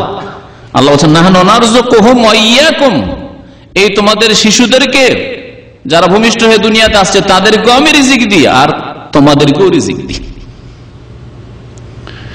আল্লাহ পাক যেন বোঝার এবং আমল করার তৌফিক দান করেন। এবং এই বিষয়টিকে নেকির কাজ মনে করবে। ছেলে মেয়েদের লালন পালনের ক্ষেত্রে কষ্ট, এটাকে নেকি মনে করে, সাদাকা মনে করবে। নবী করিম সাল্লাল্লাহু আলাইহি ওয়াসাল্লাম যদি এক লোকমা স্ত্রীর মুখে উঠিয়ে দেওয়াকে সাদকা বলেন, তাহলে ডেইলি 3 বার করে আপনার ছেলে মেয়েকে খাওয়াচ্ছেন, কত বড় সাদাকা, ফরজ সাদাকা। সাদাকা নেকি এবং ফরজ আদায় করছেন আপনি। সুতরাং নেকির অনুভূতি নিয়ে আপনি এই ইবাদতগুলি করবেন। এগুলি ইবাদত আপনার, এগুলি সাদাকা। কিন্তু সাদাকাকে সাদাকা মনে করবেন, কিন্তু এটাকে যদি মুসিবত মনে করেন যে আরে আমার বেশি ছেলে মেয়ে হয়ে গেলে কি করে আমি এগুলো লালন পালন করবো, কি করে আমি দেখাশোনা করবো, আমার স্ত্রী বেড়ে উঠছে না, কি করে এসব সামলাবে, তাহলে আপনি এতে নেকি মনে করেন না। নেকি মানে শুধু নামাজে সেজদা করা, নেকি মানে শুধু জুমা পড়া, আর নেকি মানে 2-4টি কাজ করা না। নেকি জীবনের প্রত্যেকটি ক্ষেত্রে নেকি আছে যদি আপনার নিয়ত সৎ থাকে। তো শপথের মধ্যে একটি বিষয় হচ্ছে যে ছেলে মেয়েদের হত্যা করবে না, যেভাবে হোক না কেন, দুনিয়া আসার পরে হোক আসার আগেই হোক। ওয়ালা ইয়াতিনা বিবুহতানি ইফতারিনাহু বাইনা আইদিহিন্না ওয়া আরজুলিহিন্না, এবং জেনে শুনে মিথ্যা অপবাদ রচনা করে রটাবে না। মিথ্যা প্রথম রচনা করা হয়, তাই না, তৈরি করা হয়, গড়া হয়, আর তারপরে রটানো হয়, না হয় না? একটা মিথ্যাকে প্রথম সাজাইতে হয়, এটা হলো রচনা। এটা মিথ্যা বানিয়ে নিলেন যে ওই লোকটি কুকাজ করেছে, ওই লোক চুরি করেছে, আর এটা প্রথম রচনা করলেন, গড়লেন, আর তারপরে রটাতে শুরু করলেন, যেখানে সেখানে বলেন এই যে জানো ওই চুরি করেছে, ওই লোক জেনা করেছে, ওই লোকের চরিত্র খারাপ, ওই মহিলার চরিত্র খারাপ। আল্লাহ পাক বলছেন ওয়ালা ইয়াতিনা বিবুহতানিন, আর নারীরা কিন্তু এই কাজে বেশি আগে। এই জন্য শপথ নিতে বলা হয়েছে মহিলাদের ক্ষেত্রে, বিশেষ করে যে এরা মিথ্যা অপবাদ রচনা করে রটিয়ে বেড়াবে। মহিলাদের কাজ, যদি কারো সম্পর্কে জানতে পারে যে কোনো কিছু হয়েছে, টেলিফোন ধরলো, ভাবি জানেন এই হচ্ছে, একবারে শুরু, কাজ কাম তো নাই, বাচ্চা তো মাত্র 2টি নয় 1টি, সময়টা পার হবে কিসে? গীবত, চুগলখড়ি, সমালোচনা, হ্যাঁ, কারো দোষ খুঁজে বেড়া। ভাবি জানেন ওদের বাসায় গিয়েছিলাম, দেখলাম আরে মহিলা খুব খারাপ মহিলা। হয় মিথ্যা অপবাদ আর না হলে গীবত, দোষ থাকে, আর যদি বয়ান করে তাহলে গীবত কাবিরা গুনাহ, আর দোষ নাই যদি বাড়াবাড়ি করে বয়ান করে তাহলে মিথ্যা অপবাদ। এই জন্য নারীদের কাছ থেকে আল্লাহ পাক রব্বুল আলামিন বায়াত দিতে বলে, শপথ গ্রহণ করতে বলেছেন যে এরাই বেশি এই মিথ্যা রটিয়ে বেড়ায় আর মিথ্যা রচনা করে, মিথ্যা অপবাদ দিতে পারে, সুতরাং এদের কাছে বায়াত নাও। পুরুষরাও করে, কিন্তু মহিলাদের মধ্যে এই চরিত্র বেশি আছে। আল্লাহ পাক রব্বুল আলামিন বলছেন ওয়ালা ইয়াতিনা বিবুহতানি ইফতারিনাহু, এবং এমন কোন বহতান মানে অপবাদ নিয়ে আসবে না। শাব্দিক অর্থ করি, একবার ভাব অর্থ করলাম যাতে সুন্দর লাগে, আর তারপরে শাব্দিক অর্থ অনেক সময় শুনতে সুন্দর লাগে না, কিন্তু আরবি শব্দগুলো অর্থে বোঝা যায়। ওয়ালা ইয়াতিনা মানে নিয়ে আসবে না, বিবুহতানিন এমন কোন অপবাদ, ইফতারিনাহু যা গড়ে নেবে, রচনা করে নেবে, বাইনা আইদিহিন্না ওয়া আরজুলিহিন্না তাদের হাত এবং পায়ের সামনে। এইভাবে যদি অর্থ করা হয় শাব্দিক, তো শুনতে হাত আর পায়ের সামনে আবার কি গড়ে নেবে, অপবাদ আবার কেমন করে গড়ে। এই জন্য ভাব অর্থ কি বললাম, যে জেনে শুনে, হাতের সামনে পায়ের সামনে যেটা হয় সেটা জেনে শুনে হয় না অজানাতে হয়, পেছনে যেটা হয় সেটা অজানাতে হইতে পারে, হ্যাঁ, পর্দার আড়ালে যেটা হচ্ছে সেটা অজানায় হইতে পারে, রাস্তায় যা হচ্ছে আমরা দেখতে পাচ্ছি না এখান থেকে, কিন্তু সামনে যেটা আছে বাইনা আইদিহিন্না ওয়া আরজুলিহিন্না, সামনে, হাতের সামনে আর পায়ের সামনে। এই জন্য বললাম জেনে শুনে তারা মিথ্যা অপবাদ রচনা করে রটিয়ে বেড়াবে না। এই একটি তাফসীর মনে রাখবেন। এই আয়াতের আরেকটি তাফসীর করেছেন কিছু সাহাবা এবং তাবেঈনরা, সেই তাফসীরটাও শুনেন। সেটা হচ্ছে যে মহিলাদের সাথে আরেকটি বায়াত নেবে, সেটা হচ্ছে এই আয়াতেরই তাফসীর, কিন্তু আলাদা পৃথক তাফসীর, পার্থক্য হয়ে যাবে অর্থে। সেটা হচ্ছে যে তারা অন্য কোন পুরুষ থেকে ব্যভিচার করিয়ে সন্তান নিয়ে আসবে, আর সন্তান নিয়ে আসার পরে বলবে যে এটা আমার স্বামীর, এটা যেন না করে। এক হচ্ছে শুধু জিনা করা, আর একটা হচ্ছে বাচ্চা কারো কাছ থেকে নিয়ে আসলে হারাম, আর তারপর বলে এটা তোমার। আর এইরকম অনেক সময় ঘটছে, যারা বিদেশে থাকে আর যদি স্ত্রী তাকওয়া পরহেজগারি না থাকে, আসবে কাছাকাছি সময় তো স্বামী আসবে, ওই সময় কোথাও থেকে অন্য জায়গা থেকে বাচ্চা হারাম জেনা ব্যভিচার করিয়ে আর স্বামীর নাম দিয়ে দিল, তুমি তো এসেছিলেন, আরে তোমারই তো এটা। সন্দেহ করার কোনো উপায়ও নেই, কারণ আপনি ছিলেন কাছাকাছি সময়ে।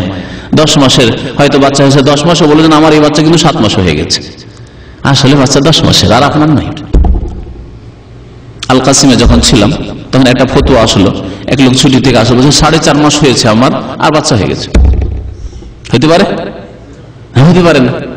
আল্লাহ পাক রব্বুল আলামিন বলছেন ওয়ালা ইয়াতিনা বিবহতানিন, এমন কোন মিথ্যা নিয়ে আসবে না যা তাদের হাতের সামনে এবং পায়ের সামনে তারা গড়বে, অর্থাৎ তারা জেনা ব্যভিচার করে কোন মিথ্যা ছেলে নিয়ে এসে বলবে স্বামী তোমার ছেলে, এটা যেন না করে। এই হচ্ছে আরেকটি তাফসীর। আরেকটি বিষয়, যে বিষয় সম্পর্কে আল্লাহ শপথ নিতে বলেছেন, মুমিন হয়ে যারা নারীরা আসবে তাদের কাছ থেকে, ওয়ালা ইয়াসিনাকা ফি মারুফিন, ভালো কাজে আপনার বিরুদ্ধাচরণ করবে না, আপনার নাফরমানি করবে না, ভালো কাজে আপনার নাফরমানি করবে না। লক্ষ্য করার বিষয়, নবী করিম সাল্লাল্লাহু আলাইহি ওয়াসাল্লাম ভালো ছাড়া কোনো মন্দ কাজের আদেশ করেছেন নাকি কখনো? না, তার সম্ভাবনা ছিল না, তিনি করতেন, কিছু ছিল না। তারপরেও আল্লাহ পাক শর্ত লাগাচ্ছেন যে ওয়ালা ইয়াসিনাকা ফি মার, ভালো কাজের যদি নবী আদেশ করেন তাহলে নবীর সাল্লাল্লাহু আলাইহি ওয়াসাল্লাম নাফরমানি মহিলারা যারা শপথ করতে এসছে তারা করবে না, বিরুদ্ধাচরণ করবে না। নবী করিম সাল্লাল্লাহু আলাইহি ওয়াসাল্লাম সম্পর্কে যিনি ভালোই একমাত্র নিয়ে এসছেন, কখনো কোনো মন্দর কথা বলেননি আর করেননি আর মন্দ শিখাননি, তার সম্পর্কে যদি আল্লাহ পাক এইভাবে বলেন, তাহলে নবী ছাড়া সাল্লাল্লাহু আলাইহি ওয়াসাল্লাম অন্যের ক্ষেত্রে, আনুগত্যের ক্ষেত্রে কেমন হওয়া উচিত, সতর্ক। নবী সাল্লাল্লাহু আলাইহি ওয়াসাল্লামের পরে আবু বকর সিদ্দিকের মর্যাদা, ওমর ওসমান আলীর মর্যাদা তাদের ক্ষেত্রে প্রযোজ্য। তাদের ক্ষেত্রে যদি এই বিষয়টি প্রযোজ্য হয়, তাহলে ইমাম আবু হানিফা, শাফি, মালিক, আহমদ সম্পর্কে প্রযোজ্য কিনা? ভালো কাজের ক্ষেত্রে নাফরমানি করবেন না। ইমাম আবু হানিফা, শাফি, মালিক, আহমদ কোরআন সুন্নাহর কথা বলে থাকেন, তাহলে নাফরমানি করবেন না। আর যদি হাদিস বিরোধী কোনো ফতোয়া হয়ে থাকে তাহলে কি করবেন? হ্যাঁ, নাফরমানি করবেন না? করবেন না, অবশ্যই করতে হবে, কারণ আল্লাহ বলছেন ভালো কাজে নাফরমানি করবেন না। আর হাদিস বিরোধী ফতোয়ার উপর আমল করা হচ্ছে ভালো কাজ, মারুফ না মুনকার? মুনকার, পাপের কাজ, আল্লাহ রসুলের হাদিস বিরোধী কাজ। আর আপনি বলছেন যে আমাদের মযহাবে আছে, তো আমাদের তরিকাতে আছে, যদিও হাদিসে নেই, তো বড়রা এটাকে ভালো মনে করেছে। আশ্চর্য কথা, এগুলি নেই কি আমাদের দেশে? আর এই ধর্মই কি পালন হয় না? যদিও পীরতন্ত্র নেই, সুফিবাদ নেই, তবু কাজটা তো ভালো। এরা তো জিকিরি শিখায়, এরা তো আল্লাহ পর্যন্ত পৌঁছার রাস্তার কথা বলে, এরা ফানাফিল্লাহ, ফানাফির শেখ, ফানাফির রসুল, হ্যাঁ, লয় হওয়া এইসব শিখায় না। আল্লাহ নাজিল করলেন না, করেন না কোরআনে কারিমে, না রাসূলুল্লাহ সাল্লাল্লাহু আলাইহি ওয়াসাল্লামের হাদিসে। তারপরে বলে ভালো ভালো সেটি যেটি রাসূলুল্লাহ সাল্লাল্লাহু আলাইহি ওয়াসাল্লাম নিয়ে এসেছেন, আল্লাহর পক্ষ থেকে, হয় কোরআনে কারিমে রয়েছে আর না হলে হাদিসে রয়েছে। আর যেগুলি আচার আচরণের ক্ষেত্রে ভালো, সেগুলি ভালো। আচার আচরণের ক্ষেত্রে যেটা ভালো আচরণ মনে করা হয় সমাজে, সেটা ভালো। ভালো কাজের ক্ষেত্রে রাসূলুল্লাহ সাল্লাল্লাহু আলাইহি ওয়াসাল্লামের নাফরমানি করবে না। আল্লাহ পাক বলছেন এখানে ফাবায়াহুন্না, যখন এগুলির অঙ্গীকার করবে, এইসব বিষয়ের উপর শপথ করবে, ফাবায়াহুন্না, তখন হে নবী তাদের সাথে তুমি বায়াত করে নাও। ওয়াস্তাগফির লাহুন্নাল্লাহ, এবং তাদের জন্য আল্লাহর কাছে মার্জনা কামনা করো। ইন্নাল্লাহ গফুরুর রহিম, নিশ্চয় আল্লাহ পাক রব্বুল আলামিন গফুর, মার্জনাকারী এবং দয়াবান। কি 1 ঘন্টা হয়ে গেল? সময় তো বেশি নেই। আর কতটুকু আছে? মাত্র একটি আয়াত আছে। হ্যাঁ, একটি আয়াত আছে, বেশ কিছু হাদিস আছে আলোচনা করা। আবার আরেকদিন লাগাইলে তো আবার আরেকদিন নষ্ট হয়ে যাবে। আচ্ছা, ঠিক আছে, একটি আয়াত আছে, সুতরাং শেষ করে দিই। আল্লাহ পাক বলছেন ইয়া আইয়ুহাল্লাযীনা আমানু, হে মুমিনরা লা তাতাওয়াল্লাউ কওমান, তোমরা এমন জাতির সাথে বন্ধুত্ব স্থাপন করিও না গাযিবাল্লাহু আলাইহিম, যাদের উপর আল্লাহ রাগান্বিত হয়েছেন, অথবা যাদের উপর আল্লাহর গজব হয়েছে, আল্লাহর ক্রোধ হয়েছে। গজব মানে ক্রোধ, এজন্য গাজবান বলা হয়। রাগান্বিত ব্যক্তিকে কি বলা হয়? গাজবান। যদি আরবরা আরেকটি আরবি ব্যবহার করছে জালান, জালান, কিন্তু আসলে শুদ্ধ আরবি হচ্ছে গাজবান। গাযিবাল্লাহ গায়রিল মাগদুবি আলাইহিম, এই যে মাগদুব অভিশাপ, আল্লাহর যাদের উপর ক্রোধ হয়েছে, মাগদুব। গাযিবাল্লাহ আলাইহি, যাদের উপর আল্লাহর গজব হয়েছে, ক্রোধ হয়েছে, তাদের সাথে বন্ধুত্ব করিও না। তারা কারা? আল্লাহর ক্রোধ, আল্লাহর রাগ কার উপর হয়েছে? কাফেরদের উপর, মুশরিকের উপর, হয় নাস্তিক, হ্যাঁ, আর না হইলে বহুত্ববাদী মুশরিক, পৌত্তলিক, আর না হইলে পৌত্তলিক মানে শুধু পুতুল পূজারী না, যারা কবর মাজার পূজারী তারাও ওই একই। আর যারা কবরে সিজদা করছে, মাজারে সিজদা করছে এবং মনে করছে এখান থেকে পাওয়া যায়, একই। গাযিবাল্লাহ, আল্লাহর গজব তাদের উপর হয়েছে।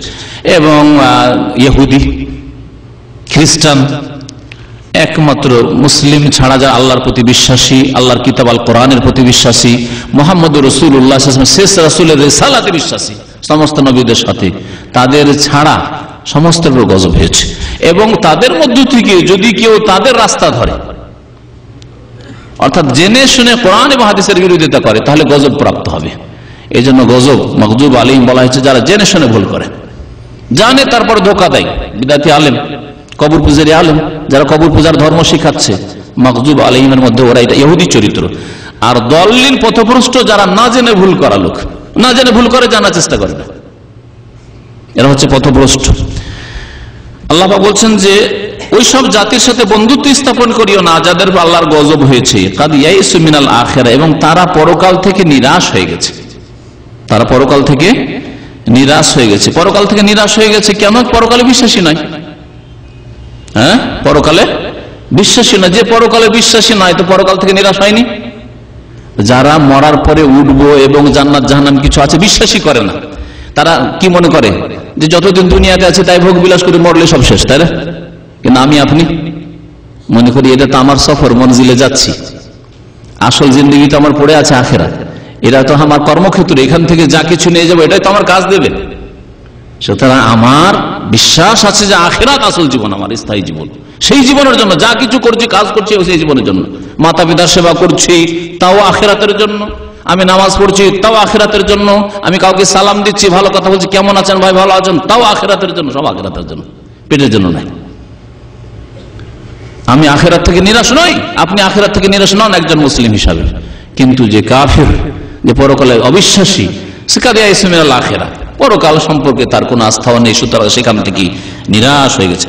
কামা ইয়াইসাল কুফার মিন আসহাবিল কবুর, যেমন কামা ইয়াইসাল, যেমন কাফিররা নিরাশ হয়েছে মিন আসহাবিল কবুর, কবরবাসী হতে।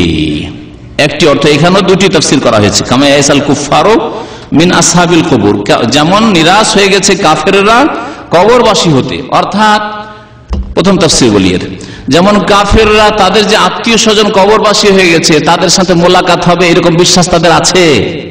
নেই। পক্ষান্তরে আমার আপনার আছে। আমার আত্মীয় স্বজন, বাবা মা, দাদা দাদি, নানা নানি যারা মুসলিমে মারা গেছে, ইনশাআল্লাহ আমরা জান্নাতে গেলে আবার একত্রিত হব, হব না? হব না? এবং চিরকাল সেখানে থাকবো। ছেলে মেয়ে, ছেলে মারা গেছে, মেয়ে মারা গেছে, স্ত্রী মারা গেছে, আবার দেখা হবে না? হবে না? আবার দেখা বিশ্বাস আছে আমার আপনার। আল্লাহনা বিহিম যুররিয়াত, আল্লাহ কোরআনে কিনে বলছেন যে তাদের সাথে তাদের ছেলে মেয়েদেরকে মিলিয়ে দেবো, দেখা করিয়ে দেবো। সুবহানাল্লাহ। তাহলে আমার বিশ্বাস আছে, আপনার বিশ্বাস আছে। পক্ষান্তরে কামা ইয়াইসাল কুফার, কাফের যেমন নিরাশ হয়ে গেছে মিন আসহাবিল কবর, কবরবাসী হতে, যে কবরবাসী যারা চলে গেছে, মাটিতে মরে গেছে, তাদের সাথে আর কোনো দেখা সাক্ষাতের রাস্তা নেই। কিন্তু আমাদের আলহামদুলিল্লাহ, বরং সেখানে চিরকাল থাকবো আলহামদুলিল্লাহ। আল্লাহ যেন আমাদেরকে সেখানে একত্রিত করেন, আমাদের মা বাবার সাথে, দাদা দাদির সাথে, মুমিন মুমিনাতের সাথে, নবী করিম সাল্লাল্লাহু আলাইহি সাল্লাম, সাহাবায়ে কেরাম, আইম্মায়ে কেরাম, উলামায়ে কেরাম এবং আল্লাহর নেক বান্দাদের সাথে, সিদ্দিকিন, শুহাদা, সালেহিনদের সাথে আমাদেরকে একত্রিত হওয়ার জন্য তৌফিক দান করেন। আরেকটি তাফসীর শুনেন, কামা ইয়াইসাল কুফারু মিন আসহাবিল কুবুর।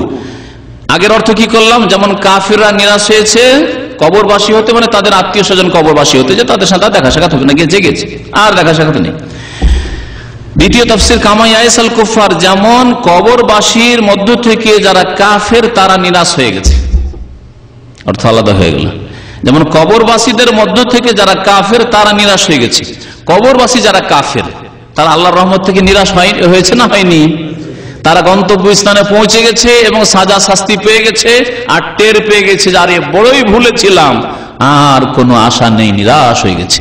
আর জান্নাতের আশা নেই, আর আরামের আশা নেই, আর দুনিয়াতে নেতৃত্ব দিয়ে এসেছি, আর ধন দৌলত ভোগ বিলাস করে এসেছি, আর ওই সবের আশা নেই। জাহান্নাম আর জাহান্নাম, আর আযাব আর আযাব, শাস্তি আর শাস্তি। এই হচ্ছে দ্বিতীয় অর্থ। আল্লাহ পাক রব্বুল আলামিন যেন আমাদেরকে কোরআন কারীম বোঝার এবং তার প্রতি আমল করার তৌফিক দান করেন। সুবহান রাব্বিকা রাব্বিল ইজ্জাতি আম্মা ইয়াসিফুন ওয়া সালামুন আলাল মুরসালিন ওয়ালহামদুলিল্লাহ।